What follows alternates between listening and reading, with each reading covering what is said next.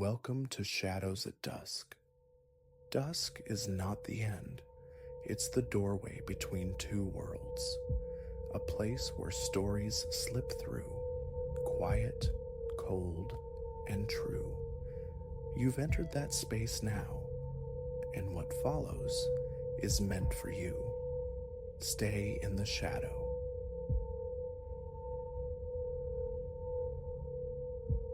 This old edifice, 4 stories of weary brick and sighing timber, I once navigated with the blind confidence of habit. Its arteries were hallways dim as memory, its skin walls flaking like sunburnt shoulders, its voice the groan of the heavy front door and a perpetual lament of creaking stairs. 2 apartments per floor, hushed lives behind closed doors. A self-contained world where anonymity bred a strange sort of peace. I felt anchored here, strangely secure, until the man materialized before apartment 302. The first time, dawn was a mere rumor in the eastern sky. My workday starts obscenely early, often before 5. The lift, predictably temperamental, forced me to the stairs. Ascending past the second floor, my gaze snagged on him as I neared the landing between 3 and 4. A figure near the threshold of 302, crowned with a battered baseball cap, burdened by 2 plastic shopping bags. His face remained stubbornly in shadow, but his stance, rigid, expectant, spoke of waiting. Politeness dictated a greeting. "Mornin'," I offered, my voice swallowed by the stairwell's hush. He didn't stir. No acknowledgement, not even a flicker of peripheral awareness. Perhaps headphones? I scanned for wires, earbuds, nothing. "Morning?" I tried again, louder this time. Silence answered.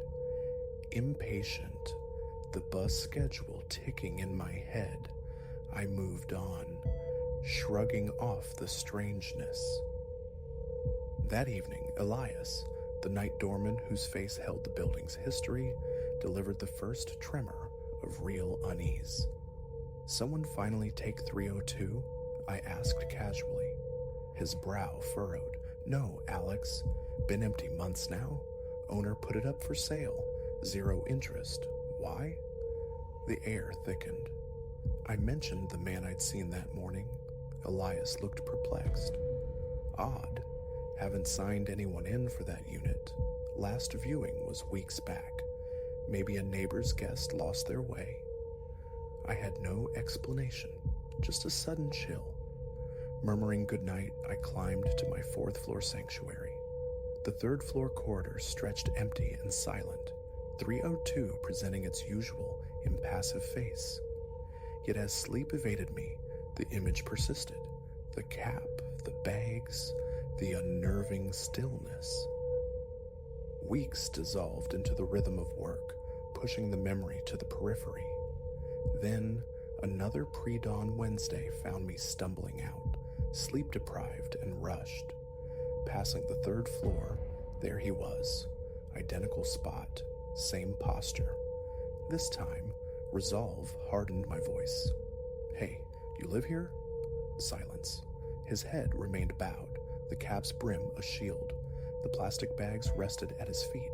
A faint, dull clink arose as he shifted infinitesimally, the sound of tin cans or maybe old tools jostling. I edged closer. "Is everything okay?" My words hung sharp and clear in the stagnant air. Slowly, deliberately, his head pivoted towards me.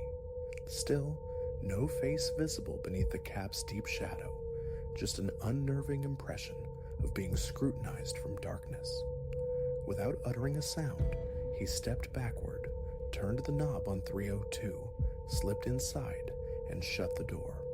The distinct click of a lock engaging sent a jolt, cold and sharp, through my gut.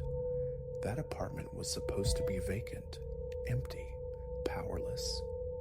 A prickling unease crawled up my arms. Something felt profoundly wrong. I stood frozen for heartbeats, torn between the urgency of my commute and the rising dread. Action finally spurred me downstairs. Elias was behind the lobby desk. Breathless, I recounted what I'd just witnessed, the man entering 302, the sound of the lock. Elias shook his head, adamant. Impossible, Alex. No power up there. Realtor left the keys with me last month. It's stripped bare. Let's go see. We rode the wheezing, shuddering lift to the 3rd floor, my pulse hammering a frantic rhythm against my ribs. Squatter, intruder, danger. Sweat slicked my palms. I wiped them uselessly on my trousers. The 3rd floor hallway yawned, silent. The door to 302 appeared undisturbed, no marks of forced entry. Elias cycled through his keyring, finding the correct one. He pushed the door inward. Pitch blackness greeted us. Elias activated his phone's flashlight, its beam cutting a nervous swathe through the dark. The living area, a void. No furniture, not a rug, not even a stray piece of paper. Bare walls stared back. Window panes reflected only darkness, unadorned by curtains or blinds. The kitchen yielded nothing but a disconnected, ancient refrigerator. Both bedroom doors gaped open onto utter emptiness. No man, no plastic bags. The thin layer of dust on the floor remained pristine, save for where we now stood. The hairs on my nape bristled. I wandered through the rooms, opened a closet door onto more emptiness, reflexively flicked a light switch. Nothing.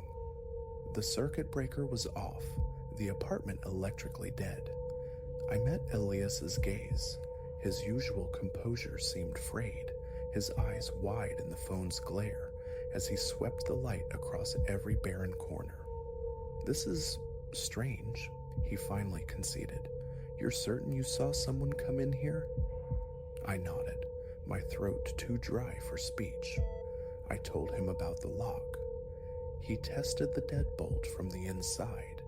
It functioned smoothly, undamaged. We retreated, locking the void behind us, and descended back to the lobby's relative sanity. Elias promised vigilance, a call to the realtor.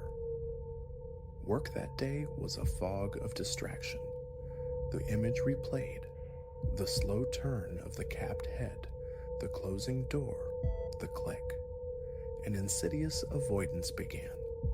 My apartment sat on the 4th floor, but the 3rd became forbidden territory. I favored the elevator, even waiting for its reluctant arrival.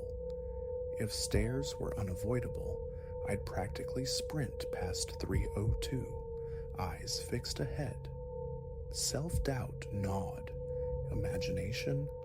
A trick of the dim light? The explanations felt hollow. A few nights later, returning near midnight, exhausted and frayed from a brutal workday, I found the elevator predictably inert. The stairwell beckoned, dim and echoing. An overhead bulb flickered erratically.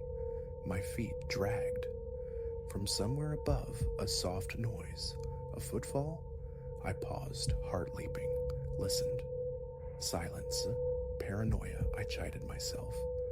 I climbed past the 2nd floor, reached the 3rd, and froze. A distinct scraping sound emanated from within 302, like a heavy chair dragged across bare wood. But there was no chair, no wood exposed. My hands grew clammy. A primal urge to flee warred with paralytic fear. Then another sound, rhythmic tapping, seemingly on the inside of the wall. The solid, peepholeless door offered no clues. I took a hesitant step closer, and instantly, silence fell, absolute and heavy. Pulse frantic and chest tight, I abandoned caution and bolted up the remaining flight to my own door, fumbling with the lock before collapsing inside. Sleep was a battlefield that night. the scraping and tapping replaying endlessly. Morning brought another report to Elias. He listened, concern etched on his face. The realtor had confirmed no keys distributed besides theirs and the owners, who resided states away. No viewings scheduled. To see, Elias offered another inspection. I refused. The thought of stepping back into that specific emptiness coiled like ice in my stomach. Better, perhaps, to forget. Forgetting proved impossible. Passing the third floor became an exercise in hypervigilance. My ears strained for any anomaly. Sometimes blessed silence, other times a muffled thump, a faint rustle, like cloth brushing against plaster. Once, the distinct, phantom scent of cigarette smoke in the empty corridor. I mentioned it tentatively to a neighbor, an older woman rarely seen outside her flat. She shrugged, noticed nothing. Another resident, newly moved in, heard only the building's usual groans. The isolation amplified the unease. Was I losing my grip? One evening, desperate for validation, I decided to record. Walking slowly up the stairs, phone clutched tight, I hit record as I approached 302, holding the device near the door. My own breathing, the low hum of the hallway light. That was all at first. Then faint but undeniable, a creak. Deep within the apartment, it could have been the building settling, old bones shifting. But it sounded sharper, more localized, like weight settling on a single ancient floorboard. My heart hammered. I didn't linger. Later, listening back, the creak was there, audible but ambiguous. Not the smoking gun I'd hoped for, yet it sent a fresh wave of chills down my spine. A few days hence, an early shift dragged me from bed around 4 a.m. Groggy, hurried as I stepped out into the pre-dawn quiet. Movement below, too early for neighbors. Cautiously, silently, I descended the flight. Reaching the third floor landing, my breath hitched. At the far end of the corridor, a shape coalesced in the gloom. The same silhouette. The cap. Something held in its hands. My heart seized. It stood utterly still, a statue carved from shadow. The faulty hallway light flickered, off then on again. In that instant of darkness, the figure vanished, completely, gone. A visceral shock, like a physical blow, struck my chest. Keys nearly slipped from my numb fingers. I didn't walk. I fled, stumbling down the remaining stairs. Elias was at his post in the lobby. I wanted to pour out the story, but words failed me, mouth dry as dust. A jerky nod was all I could manage before escaping into the nascent gray morning. That evening, returning home, the building itself felt charged with menace. Mail collected, I headed for the lift. Miraculously, it responded. Relief washed over me. No stairwell ordeal tonight. I pressed 4. The doors slid shut. The ascent began. Then, unbidden, the elevator slowed, stopping at the third floor. My stomach plummeted. The doors opened onto the familiar dim hallway. Empty, silent. I jabbed the close door button repeatedly, frantically, until it finally obeyed, sealing the view. The rest of the ride up was a blur of adrenaline. Safe behind my own locked door, my heart refused to slow its panicked rhythm. Since then, avoidance has become my strategy. Cowardly, perhaps, but necessary. Stairs are taken only in the company of others, or I wait patiently, impatiently for the elevator. If it halts on 3, My finger is poised, ready to slam the close door button. I don't want to see. I don't want to know. The sounds persist. Faint footfalls, whispers of movement, the occasional rattle of the doorknob on 302. Gooseflesh prickles my skin every time. An old building makes noises, I tell myself, a mantra wearing thin. It doesn't explain the man, twice seen, once entering and locking a dead apartment. It doesn't explain the vanishing act, the elevator's phantom stop. It doesn't explain the persistent feeling when I pass that door of being watched. A friend suggested moving, sensible advice, financially impossible, and leaving feels like surrender to something inexplicable. So I remain, braced every time I enter the lobby, scanning corners, peering up the stairwell. Elias and I have peered into 302 several more times, always empty. The dust lies thick and undisturbed, save for our own tracks. Windows latched tight from within, counters bare, no evidence. Yet the steps echo late at night. The shadow flickers at the edge of vision. There is no explanation. I crave one, but none offers itself. All I know is the geography of my fear centered on the 3rd floor. Sometimes the stairs are the only option. Sometimes I must walk that corridor where the impossible happened. Each time, my gut clenches, my senses scream, and I hurry past, pretending ignorance, pretending it's empty. But late at night, when the building breathes around me, when a floorboard creaks overhead or a pipe rattles in the wall, I know. Deep down, beneath the rationalizations, I know something resides in 302, and it knows I'm here.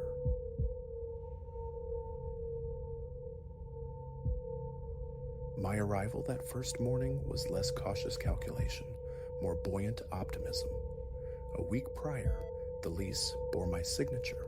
Now, my few essentials unpacked, laptop humming, light fixtures approved, the space felt adequate. A faint, persistent scent of aged paint hung in the air, a detail I'd registered and promptly dismissed. My ambitions were straightforward: cultivate a respectable accounting practice, serve the local clientele, remain tethered to tangible goals. The building's pedigree, its past lives, these were irrelevant footnotes to the stable present I intended to construct.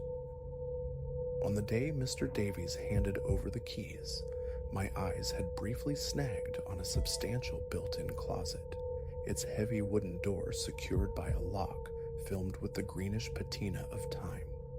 A cursory glance, a single pull open and push shut, then onward.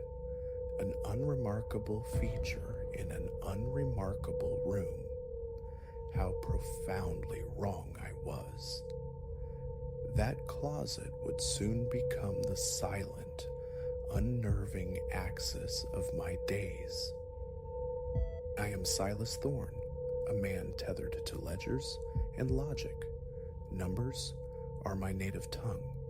So when the small anomalies began, I naturally attributed them to the pressures of launching a new enterprise. A few days into my tenancy, a Tuesday, I believe, I entered to find the closet door slightly ajar. I possessed a distinct memory of securing it the previous evening, yet dismissed it as fatigue-induced oversight, a minor lapse. I pushed it flush, the old lock clicking shut more from ingrained habit than necessity. The closet held nothing of value then. Settling at my desk, I surrendered to the digital tide of emails, the closet receding from conscious thought. Later, returning from a brief sortie for a lunchtime sandwich, I saw it again. The door not wide open, but gaping by several inches. The verdigris-kissed lock dangled, rotated as if a key had recently turned within it. I approached, my fingers brushing the knob, cool to the touch. Tiny fissures spiderwebbed the wood nearby, testament perhaps to years of forceful persuasion. I scrutinized the lock mechanism itself. No fresh scratches, no telltale signs of tampering. Gently, I closed it once more, resolving to banish it from my mind. For the remainder of that afternoon, work flowed unimpeded. As I departed, I performed a ritualistic check. Door shut, handle jiggled. It held fast. I shrugged, the incident already fading, and went home. 2 days passed. Upon arrival, I found the closet door firmly locked. This in itself wasn't peculiar, except for the certainty that I hadn't locked it upon leaving. That final turn of the key was reserved for moments of heightened, usually unfounded caution. My own key, retrieved from the desk drawer, slid smoothly into the lock. Inside, my meager collection of folders and spare supply boxes rested undisturbed. Nothing appeared missing. I mentally filed the incident under building quirks and moved on. But then, the folders began their subtle ballet of disappearance and return. Initially, I blamed my own nascent disorganization. A file marked Ellington Corp 2022 would vanish from its designated shelf slot, only to materialize there the following day, precisely where I'd searched multiple times. This phantom relocation repeated, different files playing the lead role. I recall one specific Wednesday afternoon, needing crucial documents for an imminent call with a prospective client. A frantic rummage through the closet yielded nothing. Annoyance prickled, escalating to low-grade panic. Every folder was pulled out, stacked haphazardly on the worn carpet, pages flipped with increasing desperation. I peered behind boxes, beneath loose papers, even inside a forgotten binder. Empty-handed, I was forced to postpone the call, offering flimsy excuses. The next morning, reaching into the closet for an unrelated item, I found the missing Ellington file sitting placidly atop the main stack, as if it had never strayed. A jolt, cold and confusing, shot through me.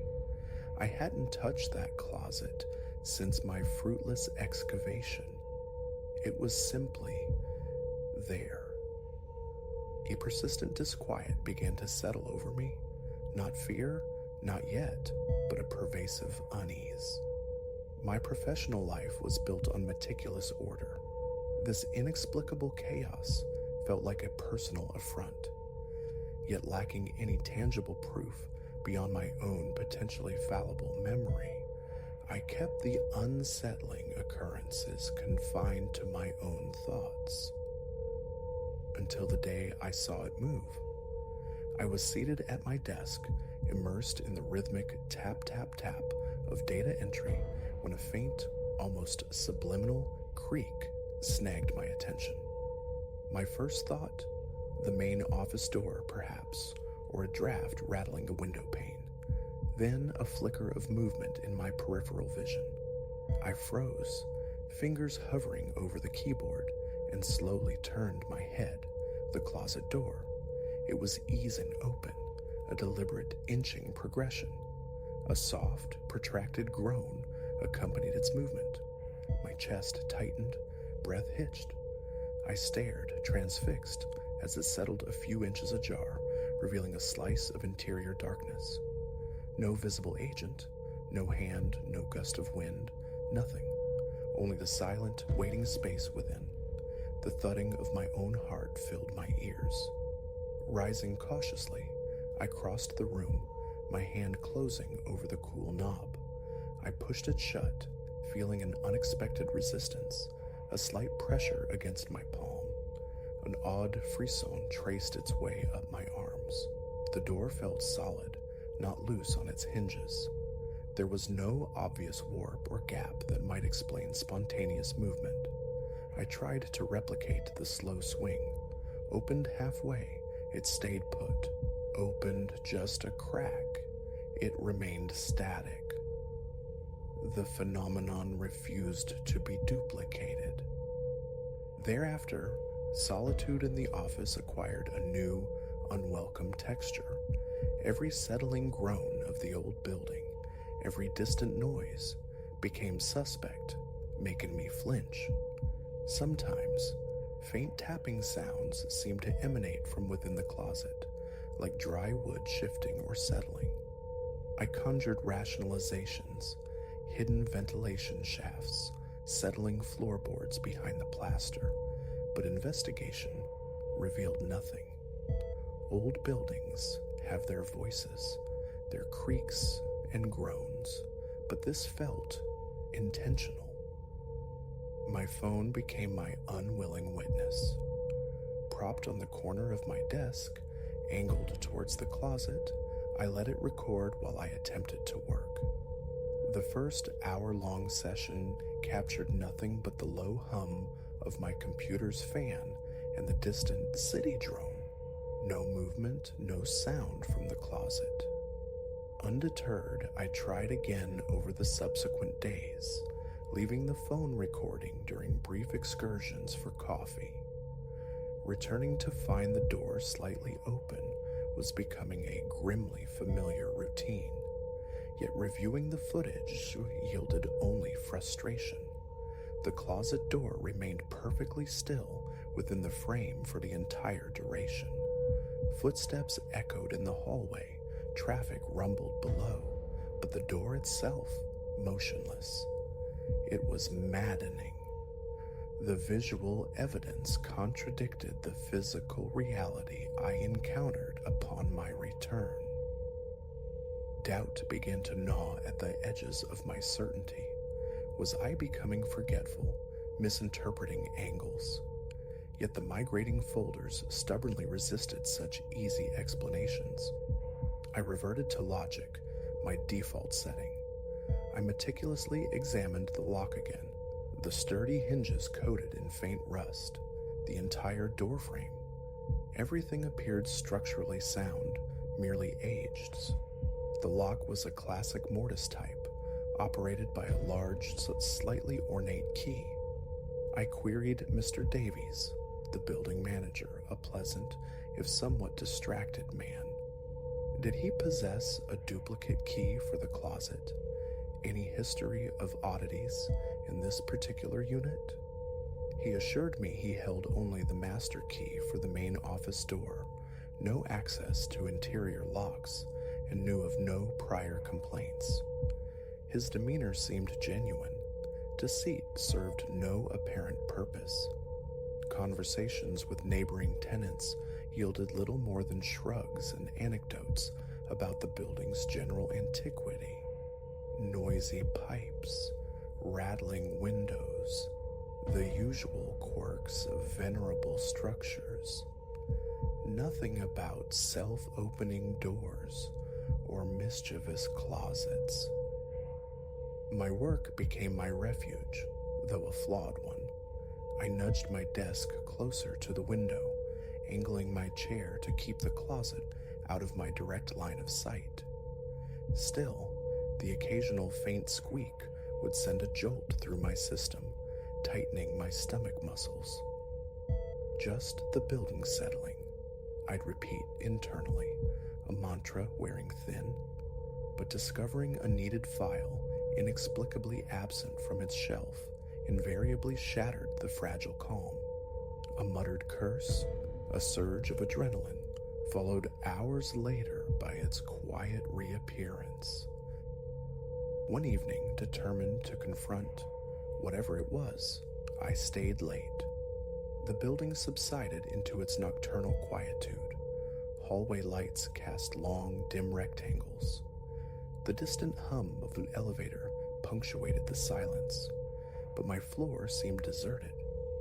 Locking the main door behind me, I positioned my phone recording on a chair directly facing the closet. I switched on my bright desk lamp, banishing shadows. Then, taking a breath, I pulled the closet door wide open. "Is anyone here?" The words sounded hollow, absurd in the stillness. I felt foolish, yet propelled by a rising tide of exasperation. The closet yawned back, revealing its mundane contents: stacked files, boxes, the faint scent of dust and dry wood. I waited motionless in my chair for a full 30 minutes, eyes fixed on the open doorway. Sweat beaded on my temples. My eyes began to sting from the unwavering focus. Nothing. The door remained stubbornly, defiantly open and still. Finally, I rose and approached the threshold. I stepped inside, the air feeling heavy, inert. My fingers traced the wooden surfaces, tapped the back panel, a solid, dull thud. No hollowness, no hidden cavities. As my hand lingered near the left hinges, a sudden, localized coldness brushed my skin, sharp and distinct, like opening a freezer door. I snatched my hand back, heart leaping. Hesitantly, I reached out again. The chill was gone, the wood merely cool. Shaken, I slowly closed the door, locked it, tested the handle, firm. Returning to my chair, I stopped the recording. Playback showed only me, a solitary figure investigating an empty closet, my own voice echoing slightly. No anomalies, no answers. I purchased a small, motion-activated security camera from a local hardware store, hoping a dedicated device might succeed where my phone had failed. I mounted it on a miniature tripod, aimed squarely at the closet, ensuring the entire door was captured within its lens. The first day yielded nothing. The camera remained dormant, the door exactly as I'd left it.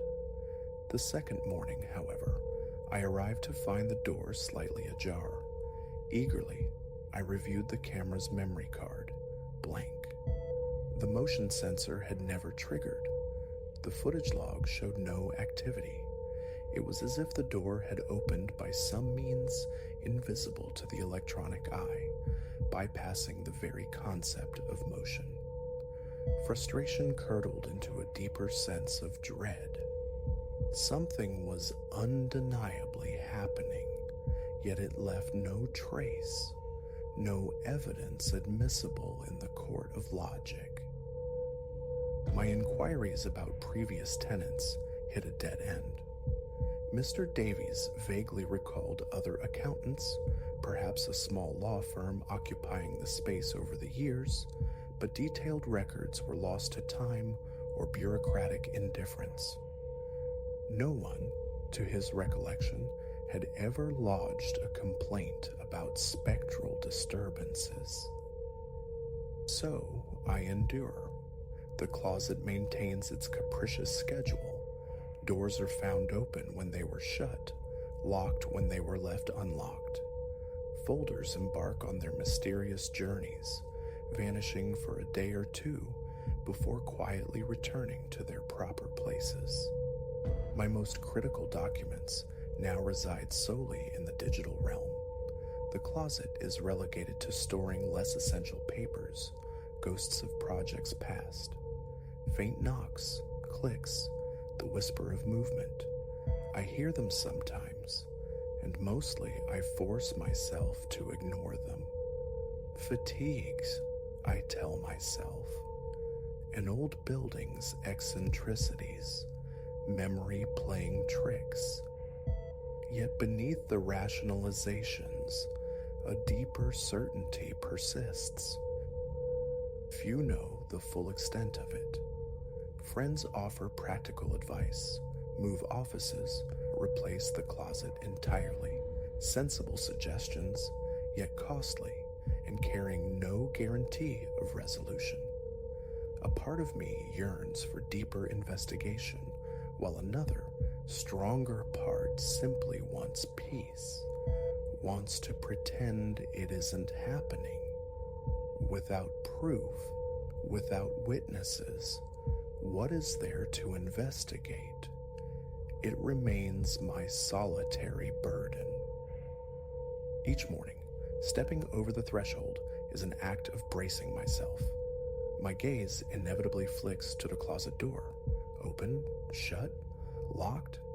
Sometimes blessed normalcy prevails.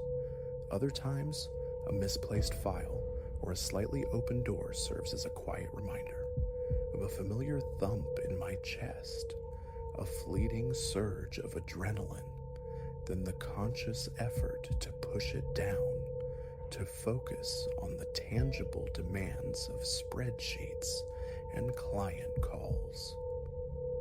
I find myself wondering about those who occupied this space before me. Did they too experience this subtle haunting? Did they try to capture it, or did they simply learn to coexist? Mr. Davies offers no history, only the blank slate of faded paperwork. It's just an old room, an old closet. For now, my phone remains poised, ready to record at the slightest unfamiliar sound. But invariably, the moment I press the button, silence descends. The door stays put. The taps cease. Stop recording, and minutes later, a soft click might echo from across the room. No explanation presents itself. I simply come to work, muscles tensing unconsciously as I pass that particular corner. No one else sees. No one else knows. I am tethered to this strange, quiet reality. Perhaps it's an echo, a residue of forgotten lives. Perhaps it's merely the architecture of stress, my own mind constructing phantoms. I possess no proof, only the relentless evidence of my senses. Every quiet creak sends a clench through my stomach. Sometimes I stride over and slam the door shut with unnecessary force. Other times, I leave it ajar, affecting an indifference I don't feel.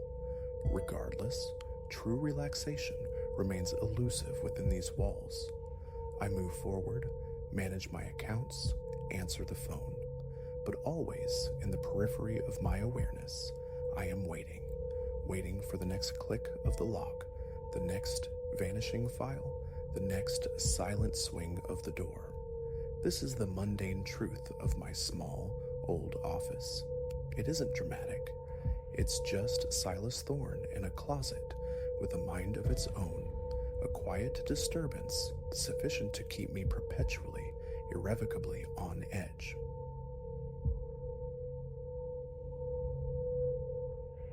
The glyphs etched deep into the ancient bark seemed to breathe, exhaling a faint, otherworldly resonance that pulled me off the familiar path, deeper into the wood's green embrace.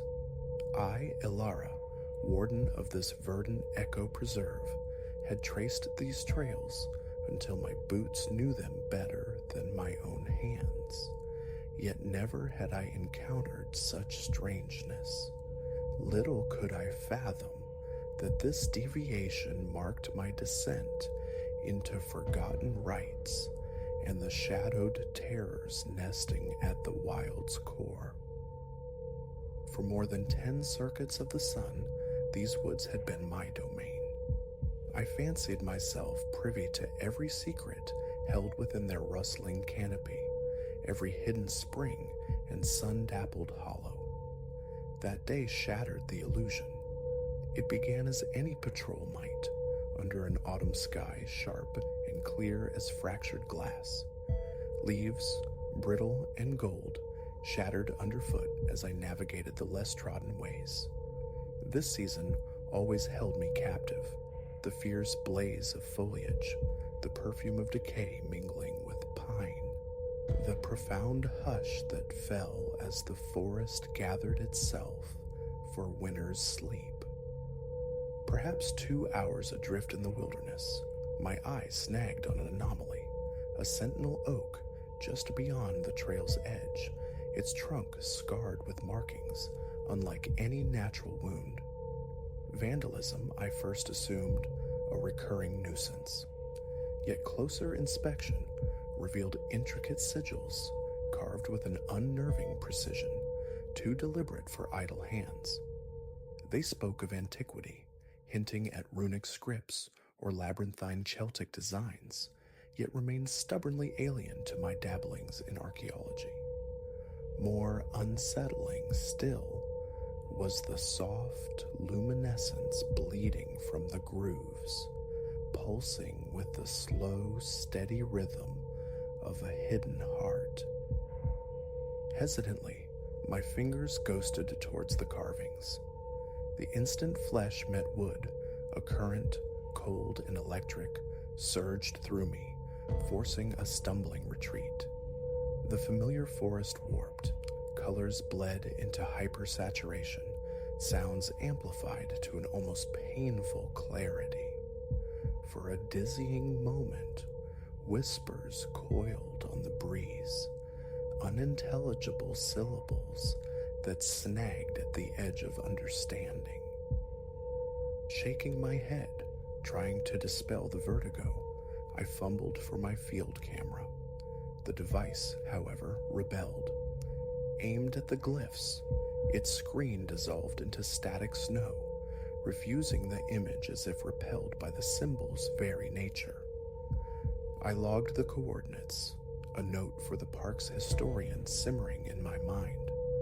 But as I turned to resume my route, another marked tree snagged my gaze, and another past that.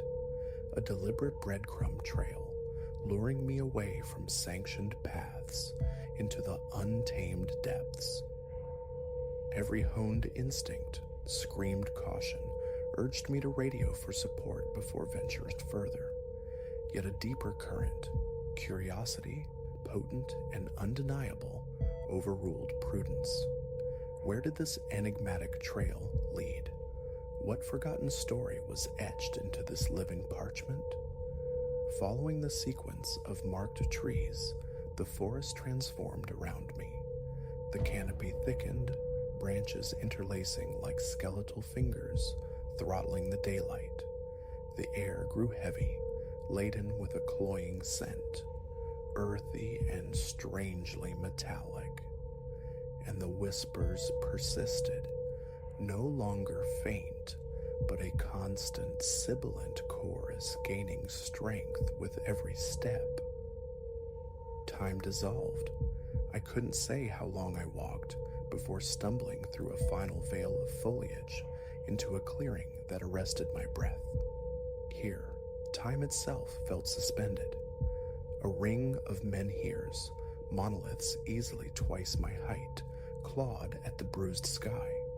Their surfaces writhed with the same symbols seen on the trees, but these burned with an intense, synchronized phosphorescence.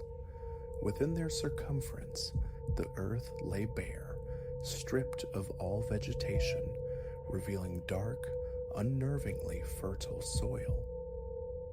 Yet the circle's heart held the true horror, a stone altar, its flat top deeply stained with hues I prayed were ochre or rust, not the grim alternative seizing my thoughts. Scattered upon and around it lay a chilling tableau. Bleached bones, iridescent feathers, crystals that seemed to drink the light, and other unidentifiable relics plucked from a fever dream. Rooted at the clearing's edge, my mind struggled to reconcile the scene. This was impossible. Such things belonged to folklore, not the tangible reality of my preserve. As disbelief warred with the undeniable evidence before me, a dry twig cracked nearby. I spun, heart hammering against my ribs, finding myself confronting an old man. He stood as if sprung from the earth itself, his face a landscape of weathered lines, his gaze grave. "You trespass," he stated, his voice a low rasp, like stones grinding together. "This sanctum brooks no intrusion from your world." My mouth opened, questions forming, demanding explanation, but before sound emerged, other figures materialized from the surrounding trees. Clad in dark, concealing robes, hoods shadowing their features, they moved with a disquieting fluidity, forming a loose cordon around the old man and me. What is this place? The question finally escaped, trembling. Who are you? A flicker of something unreadable crossed the old man's face. We are the Sentinels, he answered, custodians of the elder ways, of the deep magic that yet breathes in shadowed corners like this. Magic? The word felt absurd on my tongue. That's not possible. A smile, devoid of warmth, touched his lips. Possibility is a wider river than you know, Warden. As if demonstrating, he lifted a hand. Instantly, the sigils on the standing stones flared, their luminescence intensifying to near blinding brilliance. The whispers surged into a deafening roar, and the very ground beneath my boots began to vibrate. Panic surged, raw and primal. Escape. Report. The thoughts were frantic, but turning, I found my way barred by the robed figures, silent, implacable statues forming an impenetrable barrier. A choice confronts you, the old man's voice sliced through the escalating sonic chaos.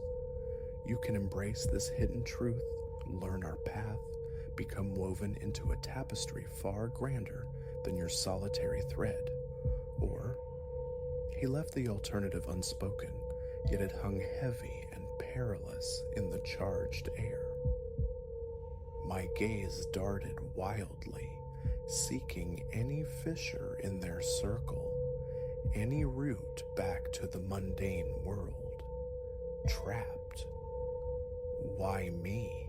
I stalled, mind racing for an improbable strategy. Why reveal this? You were guided, intoned one of the robed sentinels, the voice strangely resonant, neither male nor female. The forest itself drew you here. It perceives a resonance within you. I shook my head, the reality of it still slipping through my grasp like water. This is madness. I'm a ranger, not chosen. There's been a mistake. The old man stepped nearer, his eyes ancient and deep, locking onto mine. There are no mistakes in the currents of true magic. Your arrival is purpose, not chance. The only question remaining is whether you will answer its call. As he spoke, the clearing's energy seemed to coil tighter.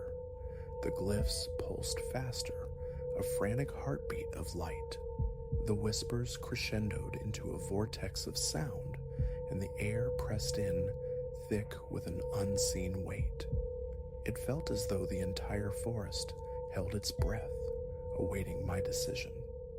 I looked from the robed sentinels to the burning stones, to the old man, his face expectant. Terror warred with a nascent fascination I barely recognized, a pull towards the forbidden knowledge, the undeniable power humming around me. If I agree, I heard myself say, the words slow, deliberate. What follows? A genuine smile finally cracked the old man's weathered facade. Then your true initiation commences.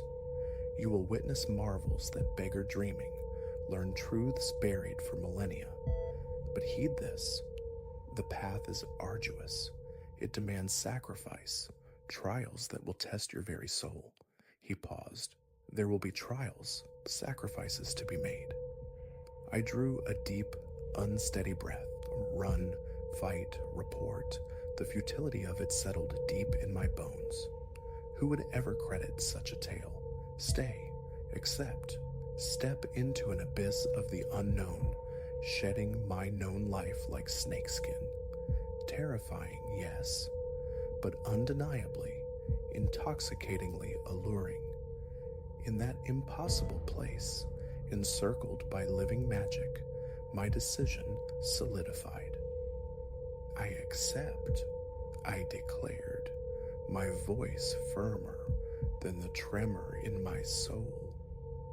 I wish to learn. The old man inclined his head, a grave solemnity settling over him. So be it. Let the unveiling begin. What transpired next defies easy language. The sentinels commenced a low, guttural chant, their voices weaving into the swirling whispers. Light erupted from the stones, engulfing the clearing, and a torrent of pure energy surged through me. Agony and ecstasy entwined, a sensation of being utterly dismantled and simultaneously reforged within the space of a single, eternal heartbeat. When the deluge subsided, I collapsed to my knees, gasping, the world irrevocably altered. Everything appeared sharper, fiercely vibrant. I could feel the thrumming life force within each tree, each blade of grass, and the whispers. They were no longer noise, but comprehensible thought, ancient voices welcoming me. The old man extended a hand, helping me rise. Pride softened his stern features. "Welcome, sister," he murmured. "Your existence truly begins now." As the robed figures closed around me, murmuring acceptance, I cast a final glance towards the trail I had followed, the one leading back to a life that now felt like a half-remember's dream. Ilara, the park ranger, was dissolving, absorbed into the deeper green. What trials awaited, what secrets would unfold, what power might bloom within me, all remained shrouded. But one certainty resonated: nothing would ever be the same. The forest had claimed me, and I had answered its call. Whatever lay ahead, I stood ready. Moving deeper into the heart of the woods, leaving the known world fading behind us like mist, a thought surfaced. How many other hidden thresholds lay scattered across the wild places, awaiting discovery? How many others might inadvertently cross them, their lives forever rerouted by a single fateful step? The forest, it whispered, held secrets far deeper than I had ever conceived. And now I was becoming one of them.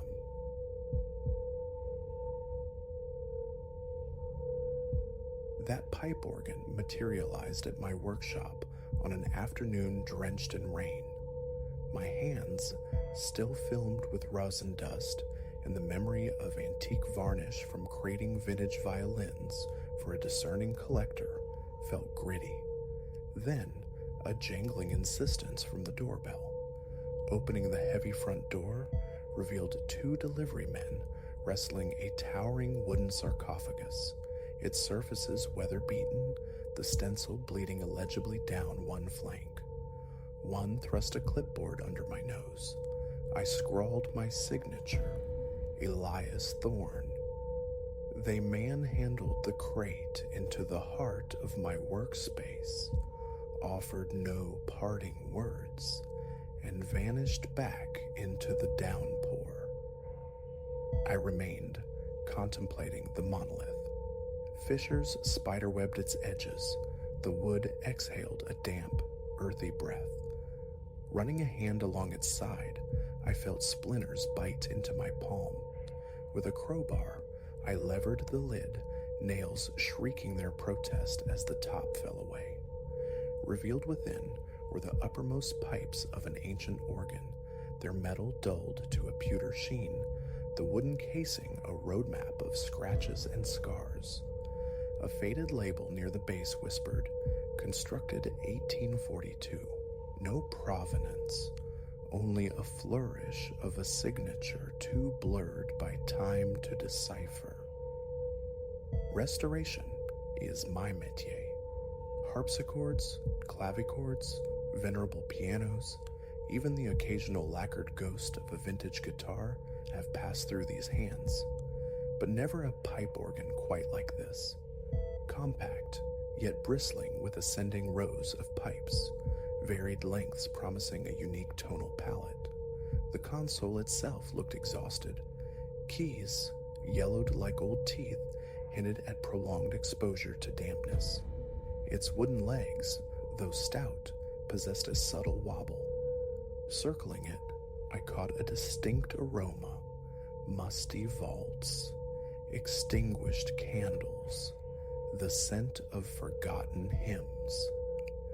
This instrument had weathered centuries, not all of them kind. A call to the client, a certain Mr. Abernathy, yielded little. An estate sale find, plucked from some crumbling European town. Details were scant. His sole instruction was restoration, tuning, rendering it playable for his private collection. Disquiet settled over me as I replaced the receiver. Nothing overtly spectral clung to the organ, yet an undeniable chill emanated from it, prickling my skin. I resolved to begin with a methodical examination. Flashlight in hand, I probed the bellows, the ranks of pipes, the intricate wooden frame, gossamer veils of spiderwebs, layers of dust, faint scars of previous, perhaps less adept, repairs. The craftsmanship, however, was undeniable. Minuscule engravings adorned each pipe, patterns so faded they were mere suggestions in the metal. The following 2 days dissolved into a ritual of cleansing. Mild soap, warm water, soft cloths coaxed away the grime. My workshop steeped in the smell of damp timber and aged metal. With every swipe across a pipe, minute scratches emerged, seeming less like accidental damage and more like deliberate, cryptic marks I couldn't interpret. Pressing a key sent soft clicks echoing from the mechanism's depths. The bellows, stiff and reluctant, yielded slowly to careful oiling. By the close of the second day, years of accumulated neglect had sloughed off. The organ appeared marginally brighter, yet its profound age remained palpable. Day 3 demanded sound. I connected a small foot pump, a familiar tool for coaxing breath into such antiquated instruments. Air sighed into the bellows, priming the pipes. Tentatively, I depressed the lowest key. A guttural groan shuddered through the workshop, low and rough, startling me. I persisted. The next key offered a slightly clearer, though still hesitant, tone.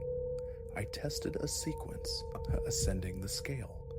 A dissonant chorus filled the space, notes flat, sharp, or simply wrong, resisting harmony. A peculiar pressure bloomed behind my eyes as I played that brief, discordant melody. Vibration, I reasoned initially, or perhaps the disturbed dust motes dancing in the air. But then, the shadows pooling in the corners seemed to deepen, flickering at the edge of my sight. My gaze swept the room.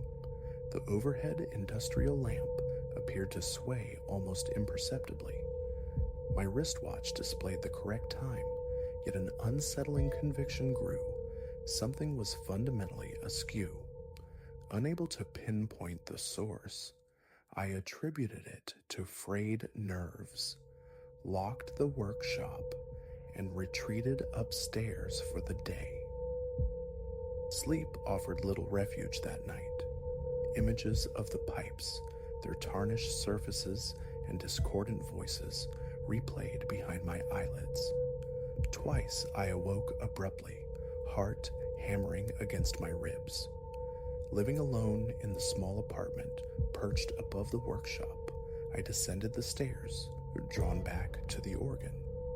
Darkness cloaked the space, save for the weak intrusion of a distant streetlight through the tall window. The organ stood monolithic, silent. I flicked on a workbench lamp, its glow casting long shadows. Approaching, I saw my own distorted reflection swimming in the metallic sheen of the pipes. Absolute quiet reigned. No creaks, no whispers. Just another challenging restoration, I told myself, retreating once more to bed, though a knot of apprehension remained tightly coiled in my gut. Morning brought the meticulous task of tuning. My kit lay open, specialized wrenches, delicate gauges, the electronic tuner. I began the painstaking process of adjusting each pipe, measuring its pitch against the tuner's unwavering standard. Hours, potentially days, this could take, contingent on the instrument's condition. As I fine-tuned the first rank of pipes, the very air in the workshop seemed to thicken, growing heavy. The old regulator clock on the wall, usually a steady companion, ticked with an erratic cadence. Then I saw it. The second hand stuttered, froze for a beat, then leapt forward erratically. My pulse quickened. Reaching for my phone to verify the time, the screen dissolved into a brief blizzard of static before resolving, displaying the correct hour. Incomprehensible, yet I pressed on.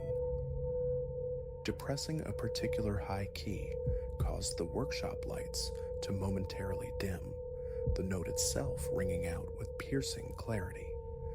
A glance around revealed tools inexplicably shifted on my workbench, not fallen, but nudged several inches, as if by a localized tremor. A tightness constricted my chest. Releasing the key restored equilibrium. The lights flared back to full strength. The tools remained still. Perspiration beaded on my palms. An electrical surge, I rationalized, forcing calm. I continued tuning, yet with each adjustment hitting certain resonant frequencies, the environment subtly warped. Shadows elongated unnaturally across the floorboards. My reflection in the pipes rippled, momentarily fluid like water. The clock continued its sporadic dance with time. At one point, striking a specific chord provoked such a violent flicker from the overhead lamp, I braced for shattering glass. It held, steadying only when my fingers lifted from the keys. I stopped, sinking onto my stool. My heart thrummed a frantic rhythm. My forehead felt damp. Was this some elaborate hidden mechanism within the organ, or was my own sanity fraying? Documentation felt necessary. I positioned my phone on a tripod, initiating a video recording as I played a few simple scales. Perhaps the lens could capture what my senses struggled to process. As the notes sounded, the small screen flickered with static, intensifying with the more dissonant tones before blanking out completely. Silence returned the image. Later tests confirmed the phone functioned perfectly, but the video file remained stubbornly corrupted. A dull ache throbbed behind my temples, my muscles taut with tension. Stepping outside, I drew deep breaths of the cool, damp air. The street lay quiet, punctuated only by the swish of passing cars. Leaning against the brick exterior of my workshop, I focused on slowing the frantic tempo in my chest. After several minutes, the pounding in my ears subsided. Returning inside, I resolved to continue tuning, but with extreme caution. Perhaps perfect harmony was the key, a way to stabilize whatever forces this instrument channeled. If I could bring every note into precise alignment, maybe these temporal and spatial distortions would cease. Approaching the console, I tested a middle-range key, slightly flat. The overhead light pulsed faintly, less dramatically than before. Reaching behind the pipes to adjust the tuning slide, my hand trembled, fumbling a small wrench which clattered onto the wooden floor. Tightening a screw, I tested the note again, closer. The light remained steady. A fragile moment of relief washed over me. Then, the next pipe, a half step higher. As its voice emerged, a wave of intense pressure crushed my eardrums, the sensation akin to sudden deep water immersion. The room's corners seemed to flex inward, visually buckling. My stomach churned. I staggered back from the console, releasing the key. The feeling vanished as quickly as it had come, leaving my heart pounding violently. My shirt clung damply to my skin, gooseflesh rising on my arms. Should I abandon this? The thought warred with my ingrained professional duty. Leaving it half-tuned felt irresponsible, potentially even dangerous. Would its erratic influence persist, perhaps worsen, if left in this state of disharmony? I pressed onward, albeit with heightened vigilance. A sip of water, a conscious effort to regulate my breathing. My hands remained unsteady, yet I managed to grip the tools. Carefully, I adjusted the offending pipe, nudging the stopper at its top. Pressing the key once more yielded a cleaner, truer note. For a moment, the air felt blessedly normal. I exhaled long and slow. Over the ensuing hours, I coaxed the organ towards consonance, one incremental adjustment at a time.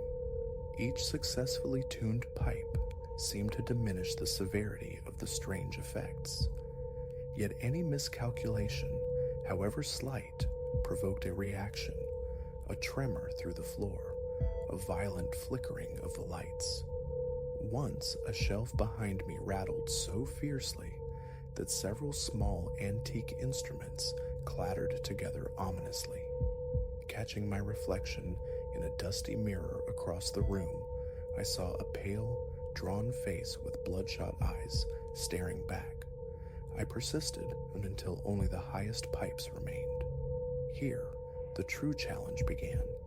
These delicate, piercing notes demanded the utmost precision and seemed to provoke the most potent responses. Striking one, a sudden biting chill permeated the air. My breath plumed visibly, despite the workshop's moderate temperature. The overhead lamp began to swing rhythmically on its chain. My reflection warped again in the polished metal of the pipes, mouth grotesquely twisted, eyes unnaturally large. A blink restored normalcy, but my heart hammered against my ribs. Forcing my gaze back to the tuner, I made minute adjustments. The chill dissipated. Finally, I played a full scale, bottom to top. Oh, the notes flowed, blending into a warm, resonant chord that filled the workshop. It sounded right, almost perfect. I held my breath, waiting for the room to spin, for shadows to writhe. Nothing. A slow, ragged breath escaped me. My entire body ached, a profound weariness settling deep in my muscles, as if I'd spent the day hauling stone. Stepping back, I listened to the organ's quiet hum. The musty scent lingered, but fainter now. The lamp hung still. The clock on the wall ticked with reassuring steadiness. I risked another recording, playing a short, simple piece. This time, the phone captured the performance without glitch or static.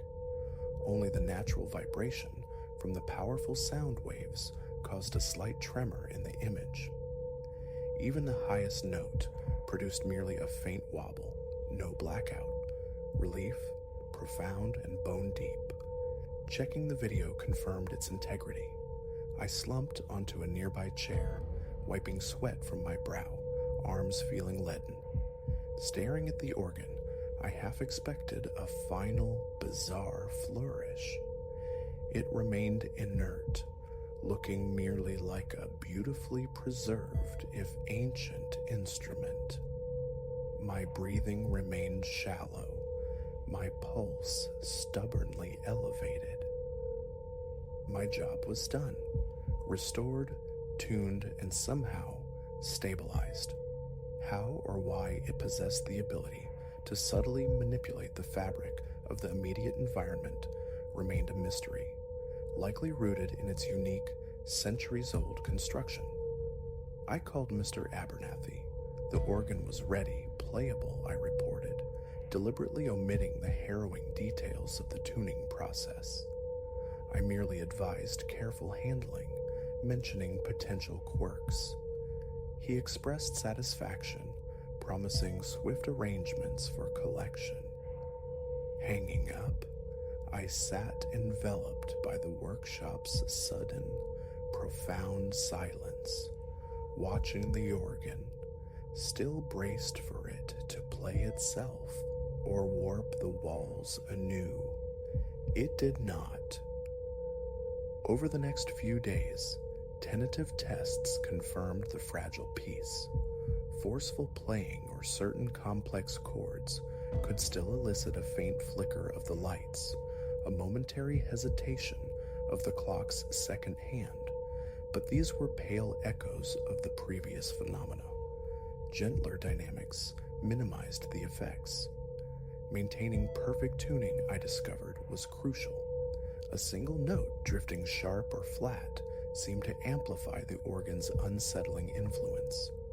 Eventually, the same truck, the same taciturn deliverymen arrived.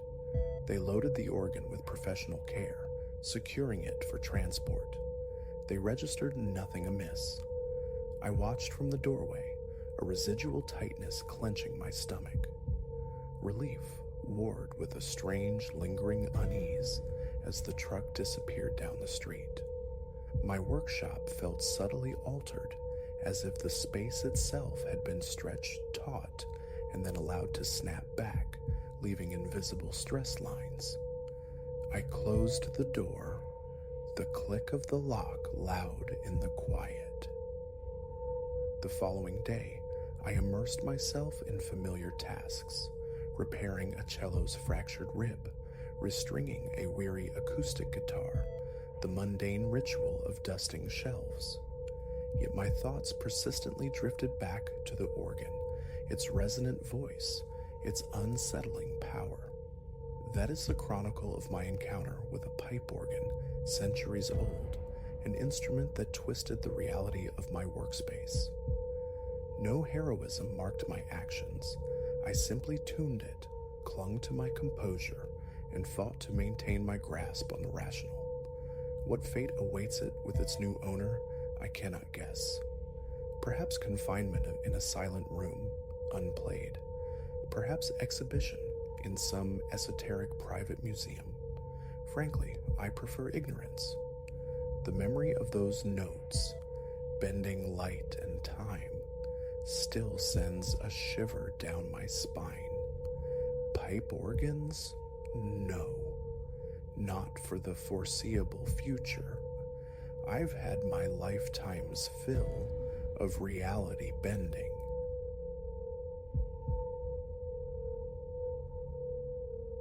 A violent shove from behind first, the seatbelt biting deep into my chest.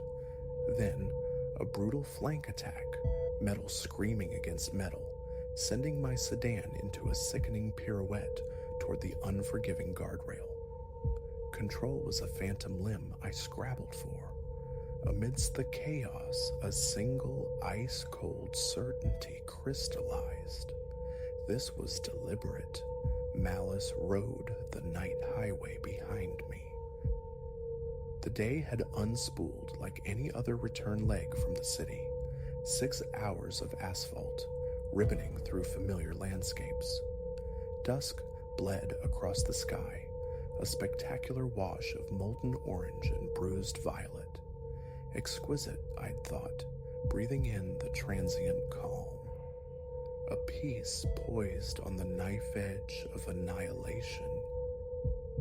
4 hours dissolved into the highway's drone, the world outside reduced to fleeting rest stops and slumbering towns swallowed by the encroaching dark.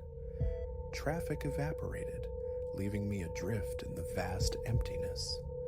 I courted this nocturnal solitude usually, until twin glares materialized in the rear view, clinging stubbornly. Miles melted away. They remained, a fixed constellation in my mirror, an oddity. Perhaps they hadn't noticed their proximity. A cautionary tap on the brakes yielded nothing, no deceleration. Instead, the lights swelled, surged, consuming the shrinking distance between us. My pulse leaped. Something felt fundamentally wrong, a discordant note in the highway's rhythm. Instinct screamed faster. I fed the engine gas, carving out a buffer of air, a fleeting reprieve. Their acceleration mirrored mine instantly, those lights burning brighter now, twin eyes imbued with predatory intent. What in God's name? The whisper escaped, lost in the engine's rising whine. Pulling over felt suicidal, a lamb inviting the wolf. Escape lay ahead, find civilization, or simply vanish. My foot sank deeper. The speedometer needle climbed into forbidden territory, yet they shadowed me, an inescapable presence locked onto my trajectory. Sweat slicked my palms. My grip on the wheel turned bone white. I darted between lanes, a frantic dance for separation. They echoed every feint, tethered by an invisible, malevolent cord. Then came the first blow, a sickening thud against the rear bumper. The car bucked, fishtailing wildly. I wrestled it straight, the frantic drumming in my chest drowning out the engine's scream. Right, I breathed, forcing air into tight lungs. Think. A fumbled grab for the phone confirmed the obvious. No bars, nothing but miles of dense, swallowing forest flanking the asphalt. The second strike was vicious, delivered flank to flank as they drew alongside and deliberately swerved. Metal shrieked. The world tilted violently towards the guardrail. A savage wrench of the wheel saved me, barely. Adrenaline detonated, pure, raw terror clarifying the situation. This wasn't rage. This was an execution attempt. Ahead, an exit ramp beckoned like sanctuary. Impulse took over. I sliced across 2 lanes, tires howling protest, and plunged onto the off-ramp. They followed, but the abrupt maneuver bought me precious yards.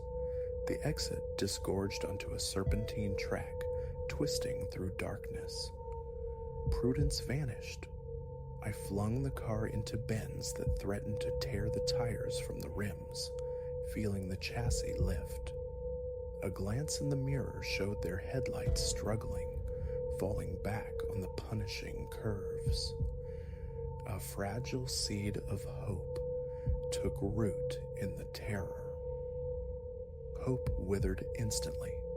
Rounding a blind hairpin turn, my headlights speared the darkness, revealing the impossible, the road utterly blocked, choked by the bulk of a fallen giant.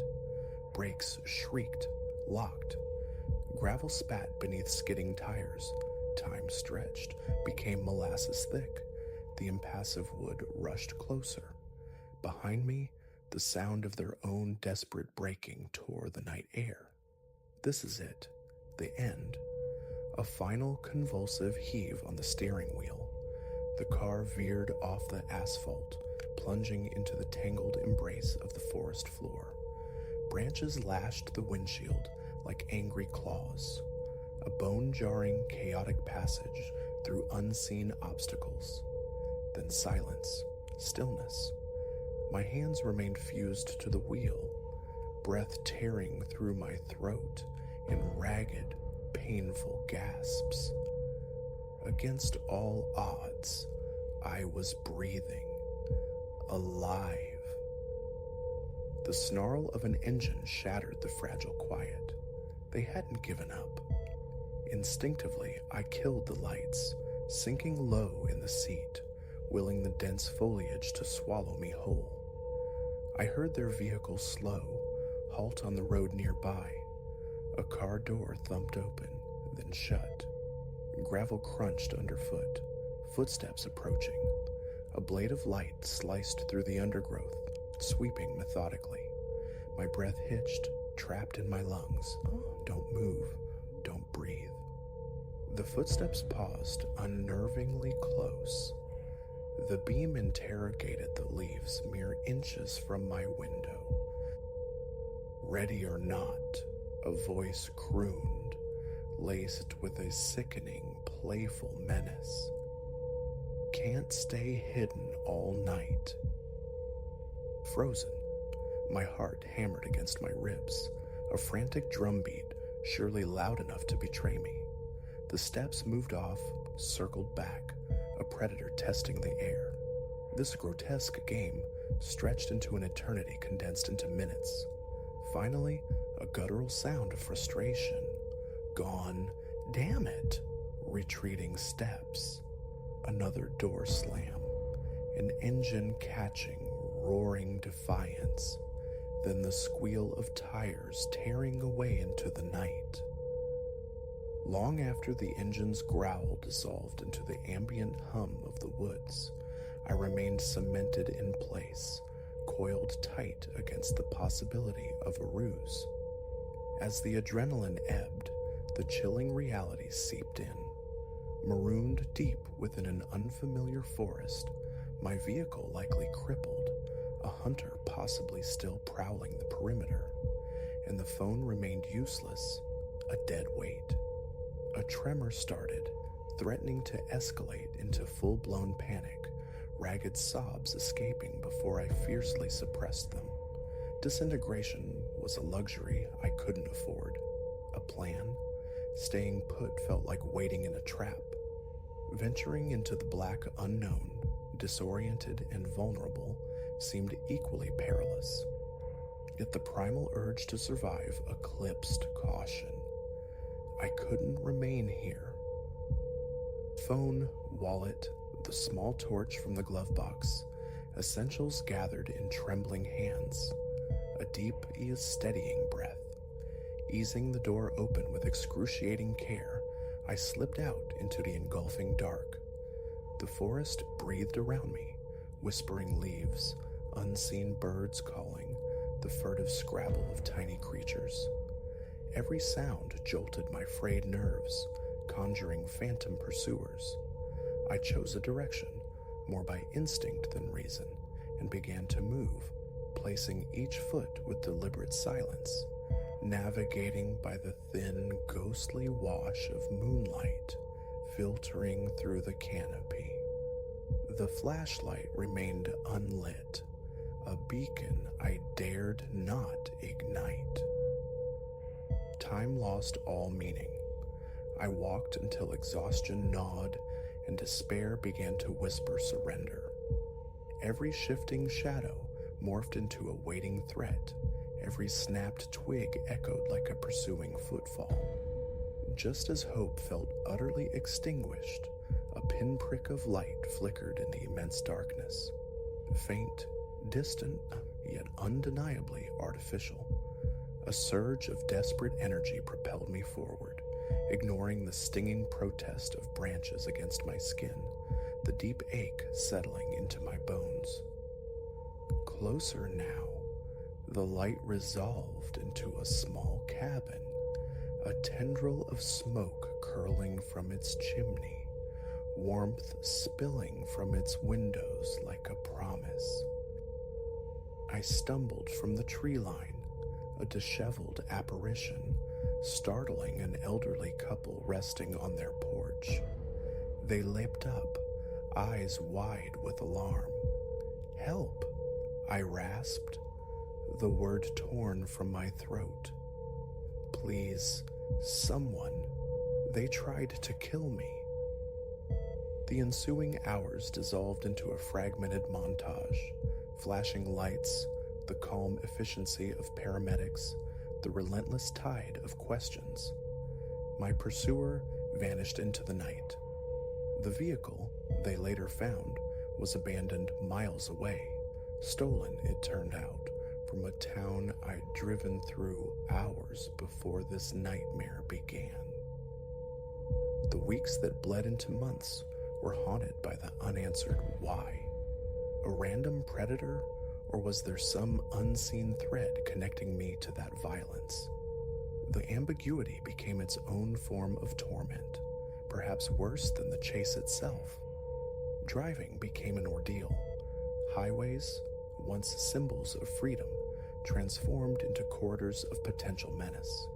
Even now, years removed, long stretches of road trigger a familiar anxiety, a compulsive flick of the eyes to the rearview mirror, a hyper-awareness of surrounding vehicles. But beneath the fear, a harder truth settled. I endured. I evaded, outlasted. That knowledge is a daily affirmation, not merely prey that escaped, but someone who navigated the abyss and found the other side. The road ahead may still hold darkness, but I carry the certainty now. I possess the resilience to see the dawn.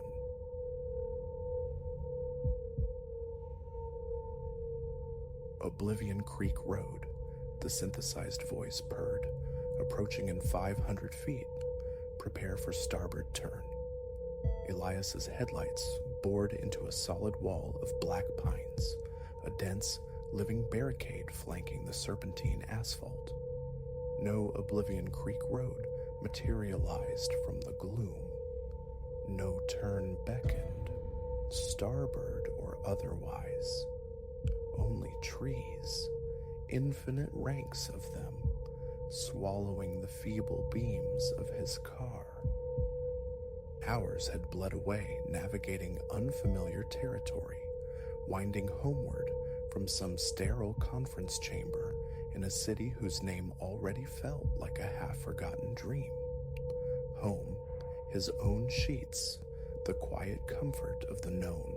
That siren call had made him susceptible, easily seduced by the digital oracle's promise of a swifter passage back to sanctuary.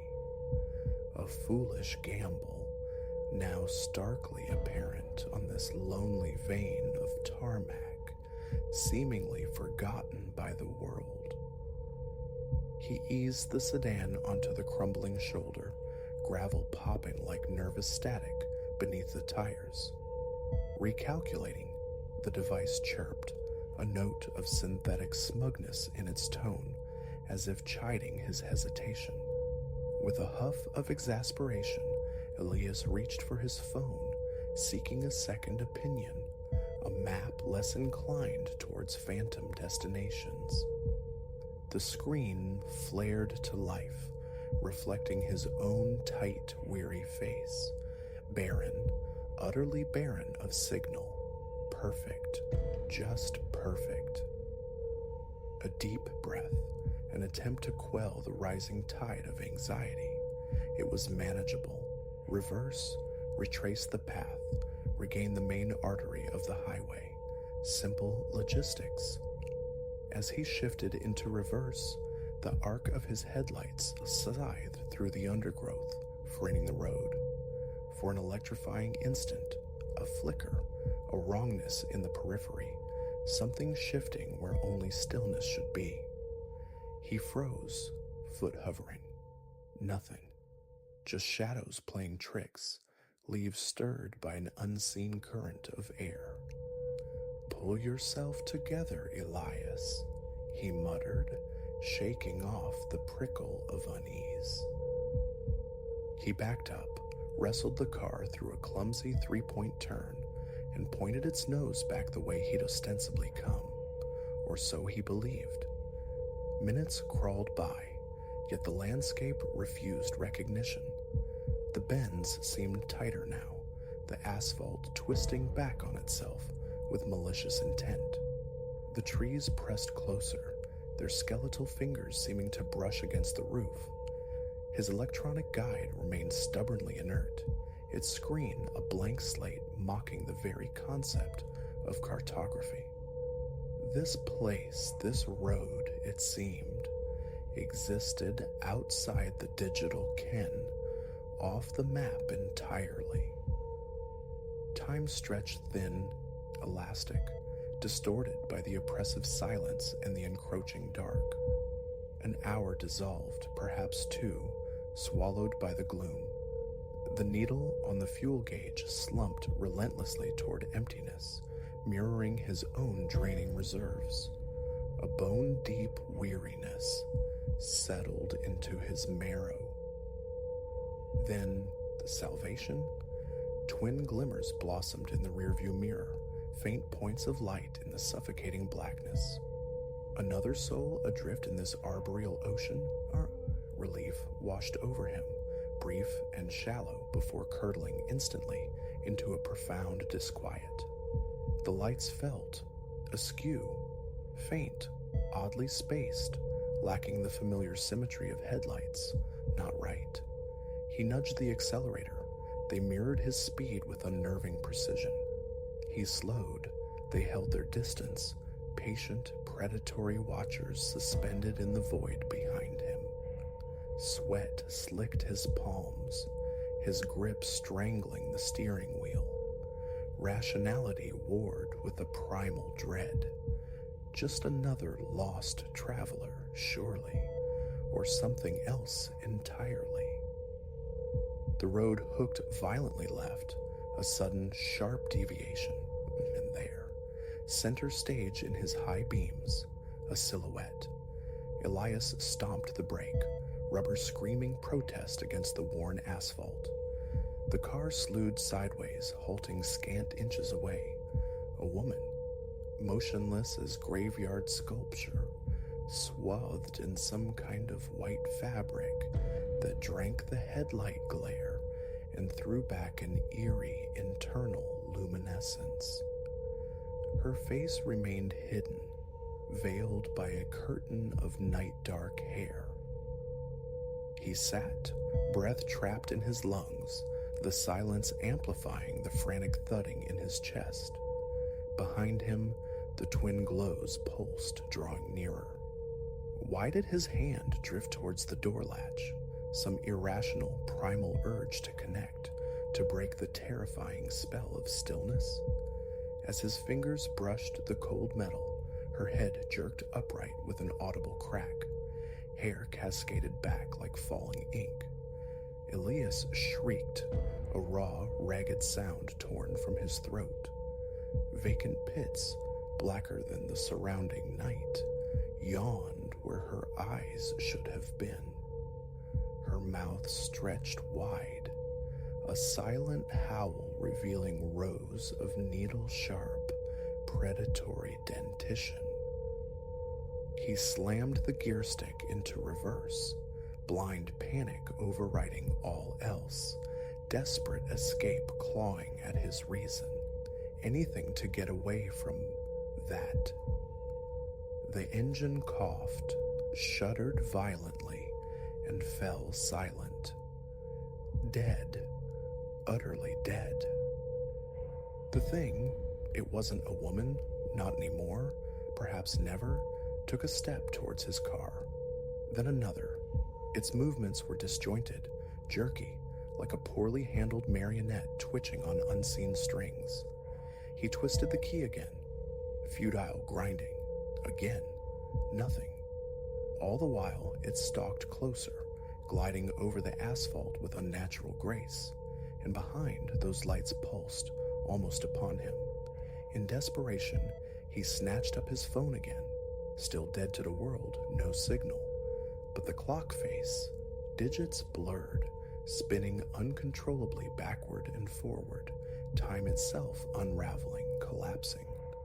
And in the dark, glossy reflection of the screen, the lights behind weren't lamps on a vehicle. They were eyes, scores of them, incandescent, floating, unblinking in the darkness, observing. The creature reached his window now, a rictus fixed on its lipless mouth, a gash of utter wrongness. A hand lifted, fingers impossibly long, tipped with obsidian nails, and tapped the glass. Tick. A hairline fracture appeared, a tiny starburst against the night. Tick. It branched, snaking across the pane. Tick. The fragile barrier spider-webbed, threatening imminent collapse. He squeezed his eyes shut, a litany pounding against the inside of his skull. Not real, phantasmagoria, nightmare. Wake up. He gouged his own flesh with his fingernails, seeking pain, seeking reality. Wake up, wake up, wake up. Silence. The rhythmic tick, tick, tick against the glass ceased. Tentatively, fearfully, Elias opened his eyes. Headlights streamed past in comforting streaks. The familiar low thrum of traffic filled the air. He was parked on the hard shoulder of a busy highway, the mundane world humming reassuringly around him. His navigation system displayed his position clearly, calmly, logically.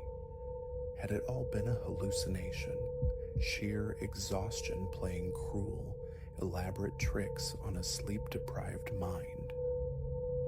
His pulse began to steady, the frantic rhythm easing towards normalcy.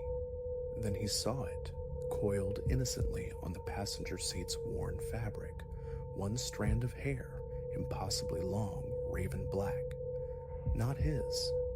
He remembered the cascade falling away from that eyeless face, the texture of nightmare made tangible. Revulsion surged. He snatched at it, fingers recoiling instantly as if burned, letting the strand flutter back to the seat.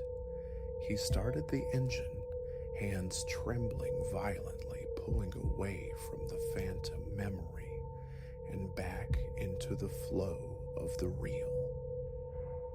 Weeks bled into months. The terror receded, smoothed over by the relentless tide of routine, becoming an anecdote, a chilling story polished and made safer with each retelling. The hair, easily explained away. A stray fiber from somewhere, anywhere, nothing more sinister than that. Life settled. Until another late night, driving a familiar route home from the city. The GPS chimed, its synthesized voice offensively cheerful. In 500 feet, turn right onto Oblivion Creek Road. Elias's blood ran cold, freezing in his veins. To his right, where only solid, familiar woodland should stand, yawned a narrow track, a dark mouth plunging into shadow, and poised at its entrance, limned by the encroaching gloom, stood a pale form in flowing white. He didn't slow, didn't hesitate, foot clamped hard on the accelerator, eyes fixed rigidly ahead. A fleeting glance in the rearview mirror. Was that a pair of faint, oddly spaced lights, detaching themselves from the darkness at the edge of the woods, beginning to pursue? He couldn't be certain. He couldn't know what truly transpired on that impossible lane, whether it was a waking dream or a brush with some dreadful reality lurking just off the well-lit path. But the synthetic voice in his car, once a trusted guide, was now forever suspect. Some shortcuts lead not home, but elsewhere entirely. Some roads remain untrodden for the soundest, most terrifying of reasons.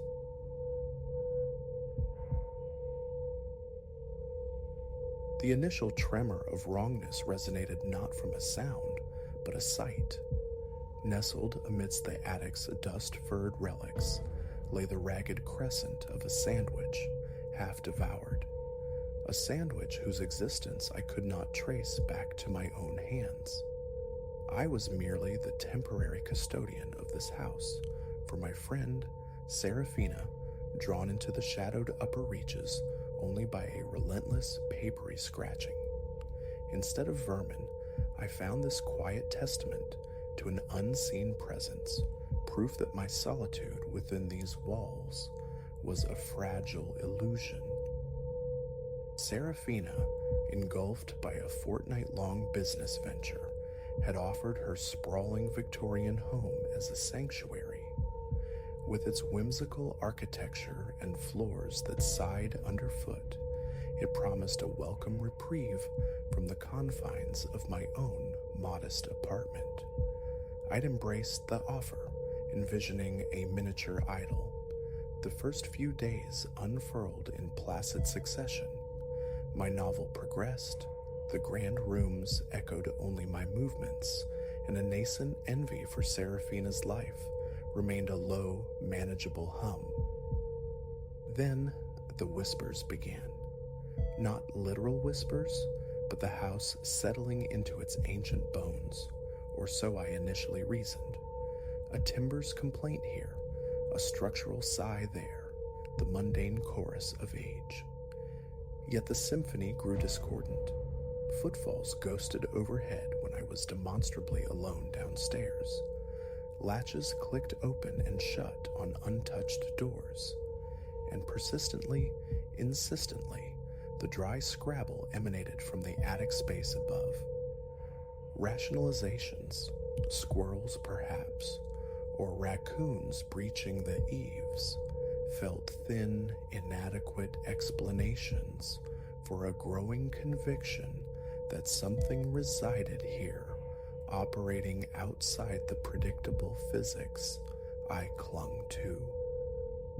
The sandwich shattered that fragile logic. I stood transfixed, the tableau of stale bread and gnawed cheese defying easy assimilation. Whose hunger had this appeased? Whose clandestine meal had occurred in this forgotten space under my unwitting guardianship? My fingers, suddenly unsteady, fumbled for my phone, dialing Serafina. "Clara, everything all right?" Her buoyant greeting struck a dissonant chord against the frantic rhythm drumming in my chest. "Serafina," I began, striving for composure. "Is there anything particular about this house you neglected to mention?" A silence stretched across the line, a pause fractionally too long. "What sort of particular?" Drawing a shaky breath, I pressed on. "Does anyone else have keys? Access? Is it possible someone else is staying here?" Another hesitation, deeper this time. When Serafina spoke, her voice had shed its lightness, acquiring a careful, measured tone. "Clara, what's happening? Tell me what you've found." I recounted the litany, The phantom steps, the spectral door movements, the sandwich. As if cued by my narration, the scratching recommenced overhead, a dry counterpoint to my rising fear. Serafina absorbed it all in silence. "Oh, Clara, I am so profoundly sorry," she finally murmured when I fell quiet. "I should have warned you." Warned me about what? The fear curdled into frustration. Serafina exhaled, a sound freighted with weary resignation. About the man who lives in the attic. The floor seemed to yaw beneath me. The man in the attic? The words felt alien, absurd on my tongue. "It's a situation," Serafina offered inadequately. "He was here when I bought the place, already settled in. I just couldn't displace him." Disbelief warred with a rising tide of indignation. "Serafina, that's utterly mad. Why keep this secret? Why haven't you involved the authorities?" "It's not straightforward," she pleaded, her voice thin. "He's harmless, truly, just profoundly alone. I leave provisions sometimes. He never shows himself when I'm home. I hoped he'd remain unseen while you were there." My thoughts spun, a chaotic vortex. A primal urge to shout, to demand coherence, battled with a sudden chilling cessation of the scratching above. The ensuing silence felt heavier, more pregnant than the noise it replaced. "I'm flying back," Serafina stated, her voice firming. "I'll explain everything properly.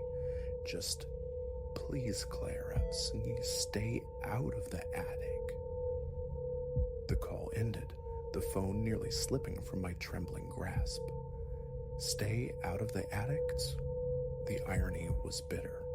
I was already immersed in its dusty embrace, and now, armed with the knowledge of another's presence, retreat felt impossible. Curiosity, sharp and perilous, eclipsed fear. "Hello?"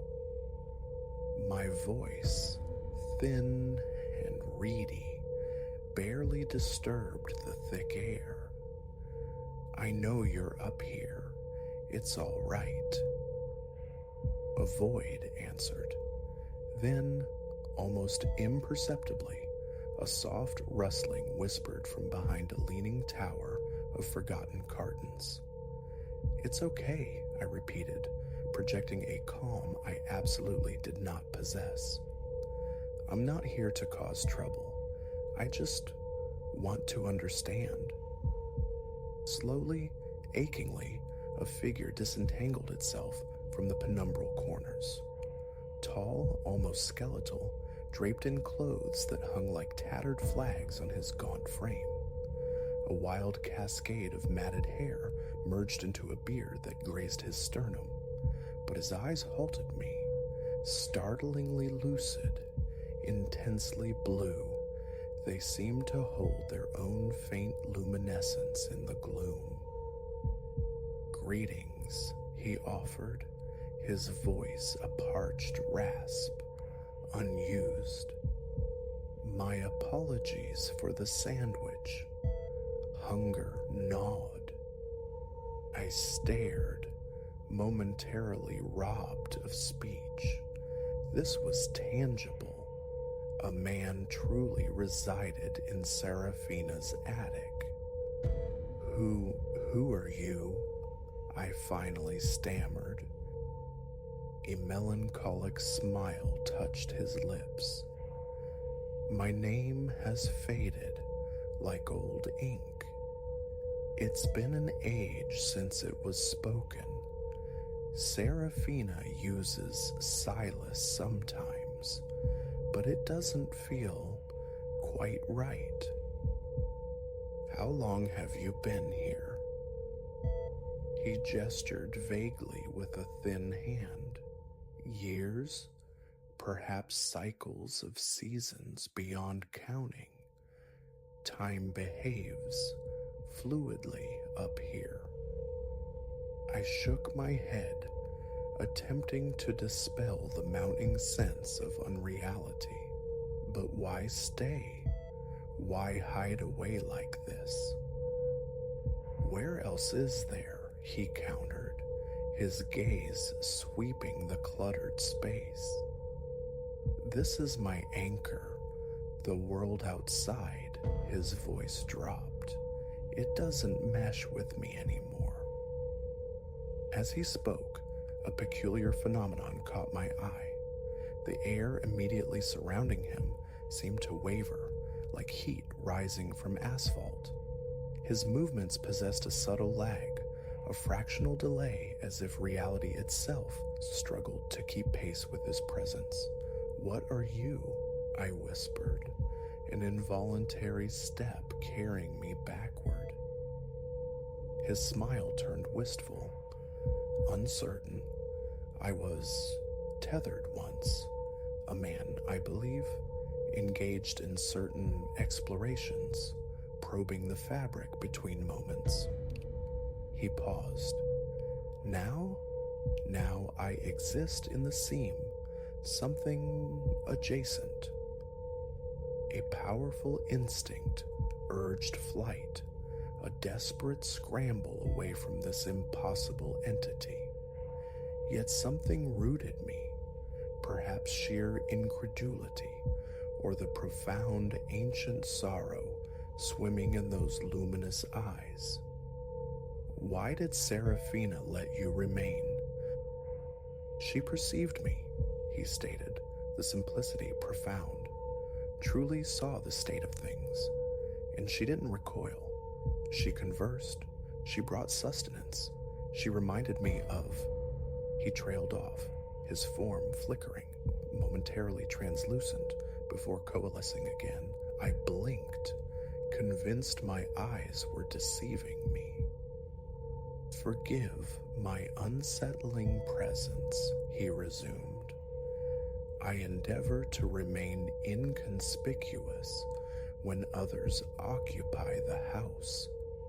But conversation, it has been scarce, save for Serafina. My caution lapsed." An odd surge of empathy surprised me. Beneath the fear, beneath the sheer impossibility, I recognized a shared resonance with this displaced soul. "It's all right," I heard myself murmur, startled by my own sincerity. "I think I understand." And strangely, terrifyingly, I did. My own feelings of detachment, of being slightly out of sync with the world's rhythm, were they truly so removed from this man's, this being's profound dislocation? We remained there for what felt like hours, adrift in the dust-moated stillness. He shared fractured memories, glimpses of a past shrouded in mist, a scientist he suspected, whose experiments with time and dimension had irrevocably severed his moorings. As the first tentative fingers of dawn painted the attic window panes with pearlescent light, the sound of the front door opening drifted up from below. Serafina had returned. "You should descend," the man said softly. "Thank you for the exchange. It was restorative." I nodded, a strange reluctance tightening my chest. "Will you be all right?" He smiled, a fleeting expression that momentarily erased decades. "I persist. that is both blessing and curse. Descending the narrow stairs, my mind felt like a kaleidoscope of impossible truths. Serafina stood in the kitchen, her face etched with fatigue and apprehension. "Clara, I am so profoundly sorry," she started, but I raised a hand, halting her. "It's okay, Serafina," I said, the words feeling solid, true. "I understand now." She blinked, startled. "You do?" I nodded slowly. "I spoke with him. He's not what one might expect." Relief softened Serafina's features. "No, he isn't. Are you processing this? I realize it's extraordinary." I thought of the figure upstairs, marooned between realities, achingly solitary, yet unable to depart. I thought of Serafina's quiet, radical compassion and the unexpected filament of connection I'd felt in that dusty space. "Yes," I replied, the affirmation settling within me. "I believe I am." In the subsequent weeks, I found myself drawn back to Serafina's house with increasing frequency. Sometimes I'd leave offerings at the attic door. Other times, I would ascend the stairs and simply sit, sharing the quiet with the man whose name remained elusive. With each visit, fragments of his story emerged, painting a picture of the strange, liminal existence he inhabited. And each time, I departed with a sharpened awareness of the intricate, often invisible threads that bind us, forged in the most improbable circumstances. The man in the attic remained an enigma, a living paradox, yet he became a quiet reminder that the boundaries of our understanding are porous, permeable. Sometimes, the deepest connections bloom in the unlikeliest soil. As for Serafina's house, it transcended mere architecture. It became a haven, a place where the fabric of reality felt thin, and where simple kindness could bridge the chasm of profound loneliness. The scratching from above, it no longer signaled intrusion, but a quiet affirmation that solitude is rarely absolute.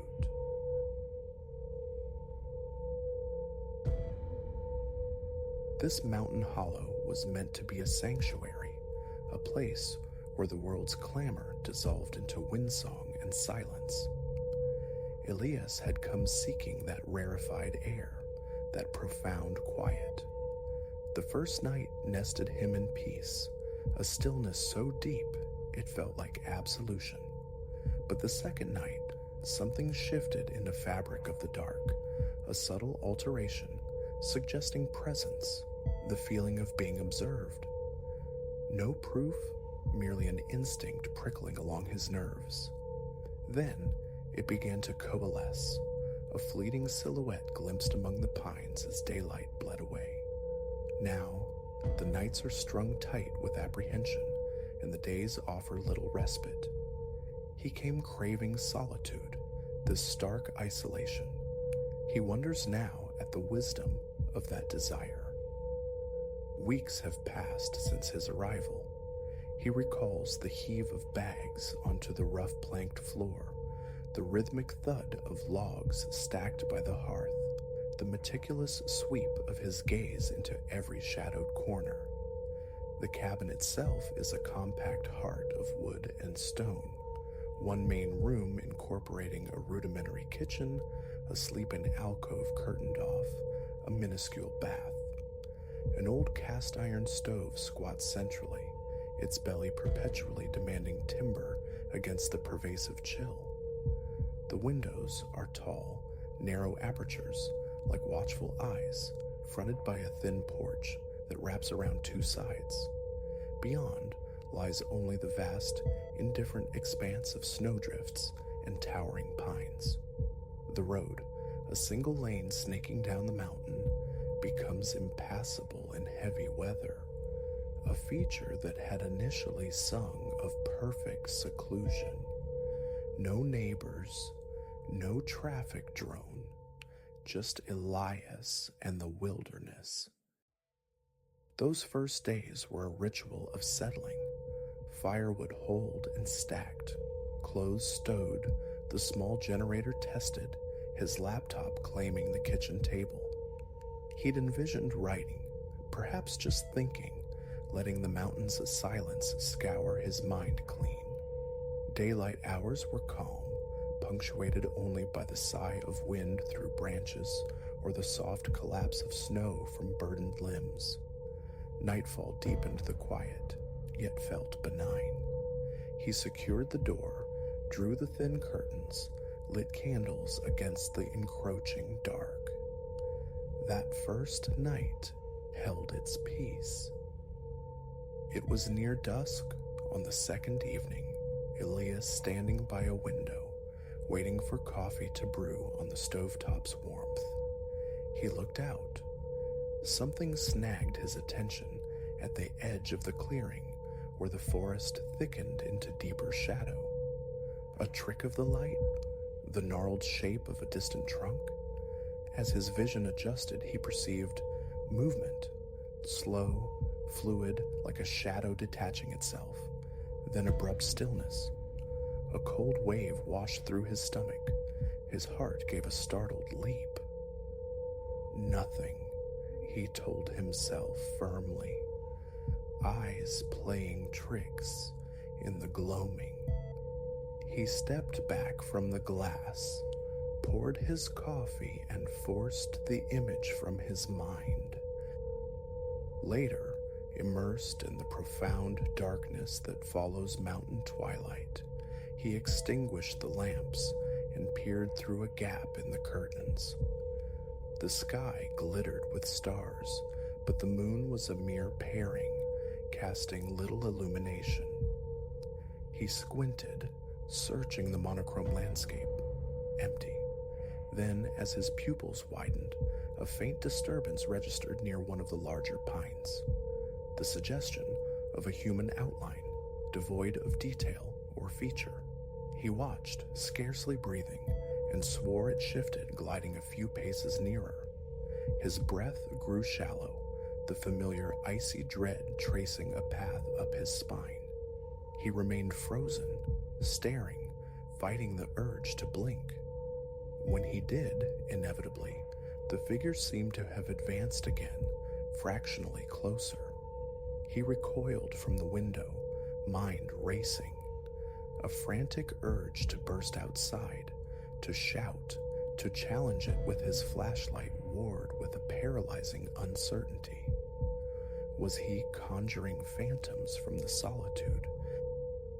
Eventually, the need to know overcame the fear. Flashlight retrieved from a kitchen drawer, he unbolted the door and stepped onto the porch.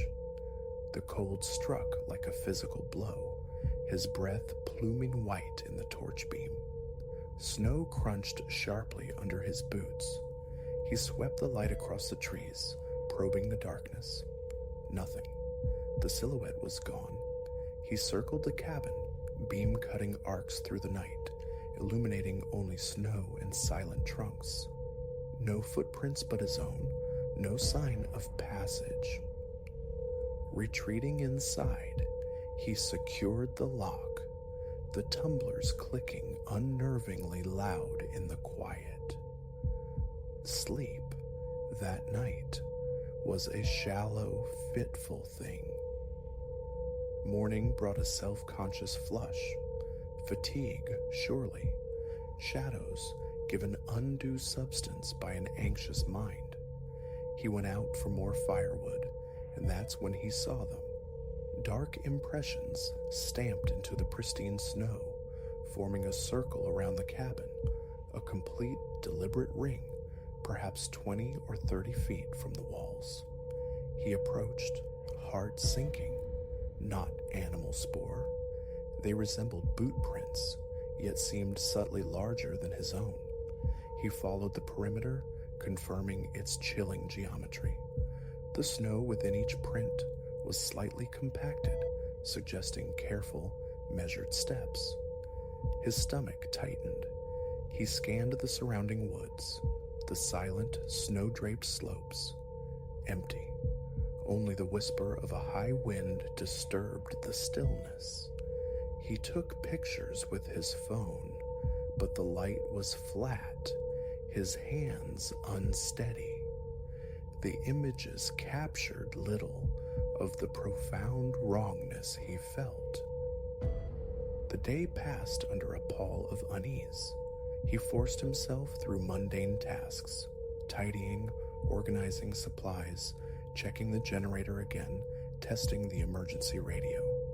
He stepped outside periodically, scrutinizing the tree line under the clarity of daylight. Nothing amiss, no lurking forms, no unnatural stillness. But as the sun began its descent, painting the western peaks in bruised colors, the anxiety coiled tighter within him. He built the fire high, bolted the door, drew the curtains with finality. He tried to lose himself in writing, but his gaze kept straying to the dark rectangles of the windows. Evening deepened into full night. Then he heard it, the distinct crunch of snow underfoot, faint yet unmistakable, slow, deliberate steps. Elias froze, listening intently. His breathing grew heavy, his hand gripping the table edge. The steps persisted for a few moments, then ceased. He rose, moved silently to the window, eased the curtain aside just enough to see. The darkness was profound, but the shape was there again, in roughly the same location as the previous night. Definitely humanoid. Perhaps slightly hunched this time, or was it merely the angle? His pulse hammered against his eardrums. He reached for the flashlight, but before his fingers closed around it, the figure stepped forward. His heart slammed against his ribs. No face, no clothes discernible, just this solid shard of blackness against the snow. He yanked the curtain shut, a strangled gasp escaping him. "Be brave," he commanded himself, though his hands shook violently. He flung the door open, stabbing the flashlight beam towards the spot. Nothing. The space stood empty. Trees stood sentinel, branches swaying slightly in the breeze. He trembled now, more from nerve-shredding tension than the biting cold. He advanced a few yards from the porch, his voice thin and reedy as he called out, "Hello? Who's there?" Silence answered. He circled the cabin again, beam questing. No fresh prints near where the figure had stood. No movement. Just his own ragged breath and the squeak of his boots on the packed snow. After several minutes, he retreated inside, bolted the door, and fought rising panic. That night, sleep was a fugitive state, the flashlight a cold talisman in his hand. Every creak of the old cabin timbers, every gust of wind jolted him awake, convinced he'd heard something. He drifted into exhausted slumber near dawn. Waken heavy-limbed and raw-nerved, his first act was to peer outside. More footprints, the same circle reinforced, stamped anew into the snow. He examined them closely, the same distance from the cabin. Questions spiraled. Who? Why? How did they vanish so completely? A tightness constricted his chest. The urge to pack, to flee, warred with a stubborn refusal to be driven out. Besides, the last snowfall had likely made the road treacherous. Still, the thought of escape hammered at him. He managed to reach the local ranger station via the crackling radio. He reported a trespasser, someone prowling around his cabin at night.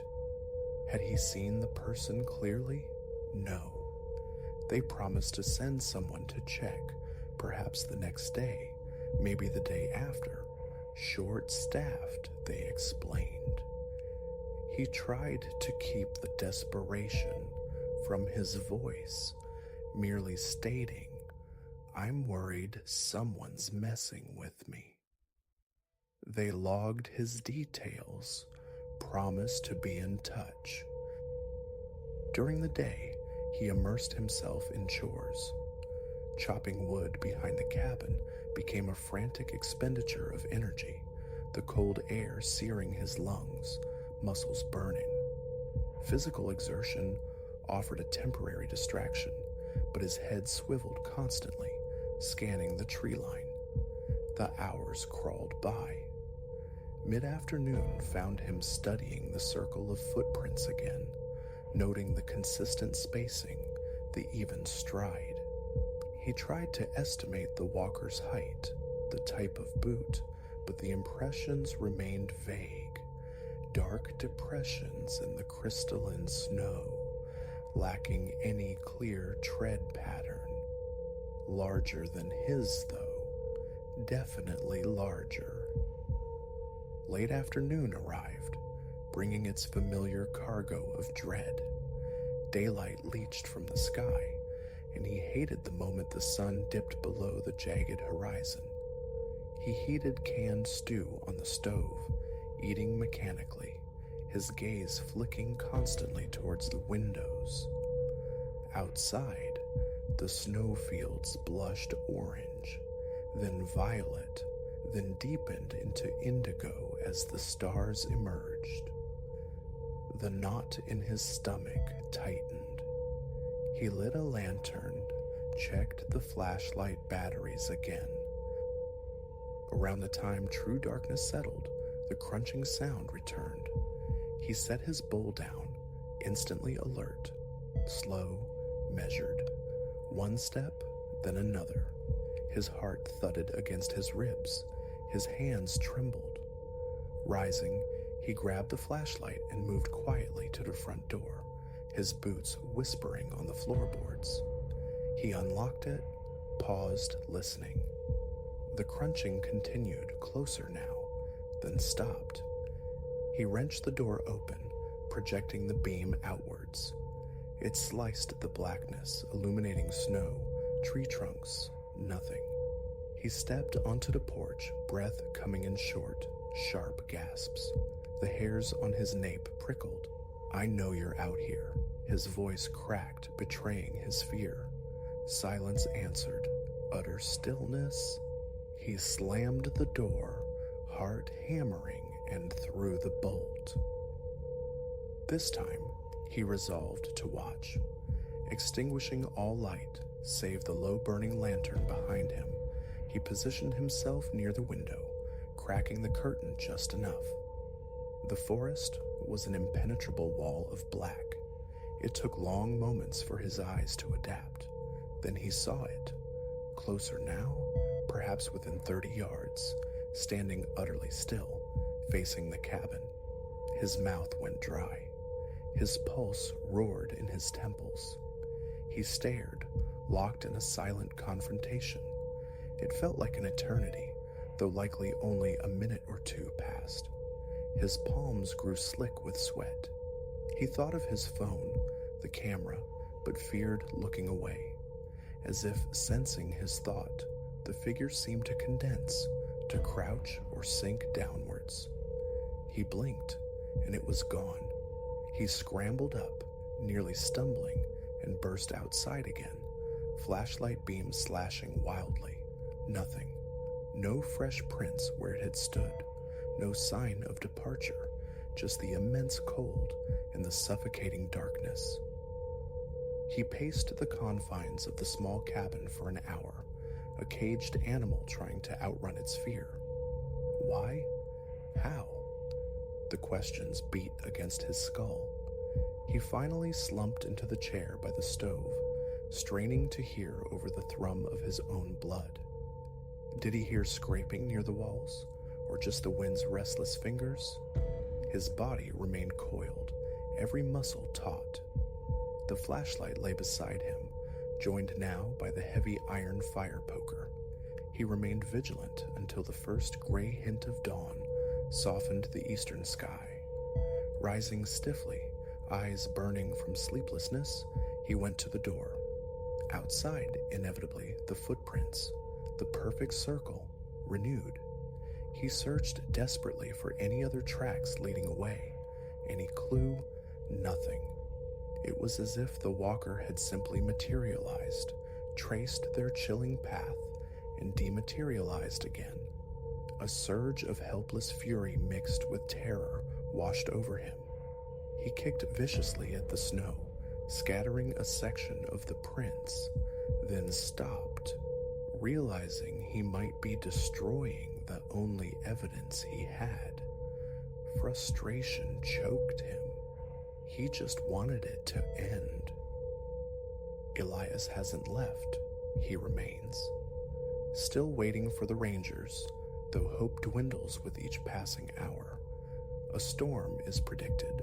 The road may already be impassable. Part of him screams to pack, to risk the drive, while another whisper that this is mere paranoia, a prank, something explainable. But each night, the shape returns. Each morning, the footprints reappear, that perfect, maddening circle. Right now, he sits at the table. The sun bleeds westward, painting the snow in violent hues. He braces himself. His gaze darts to the windows, half expecting to see the form already materialized in the twilight. His shoulders ache with tension. His hands clench and unclench. If the footsteps begin again tonight, what will he do? Run out screaming? Cower in the darkest corner? The dread coils tighter in his gut. There is no peace here, no inspiration, only this gnawing fear. He writes this down, a message in a bottle tossed into an indifferent sea. Perhaps someone will find it, believe it, understand it. All Elias knows for certain is that something is out there, waiting for the dark. And when the last light fails, it comes, step by silent step, drawing ever closer, leaving behind only its inexplicable signature in the snow. Too perfect, too controlled. He is not alone in his chosen isolation, and the presence that shares it is the antithesis of the peace he sought.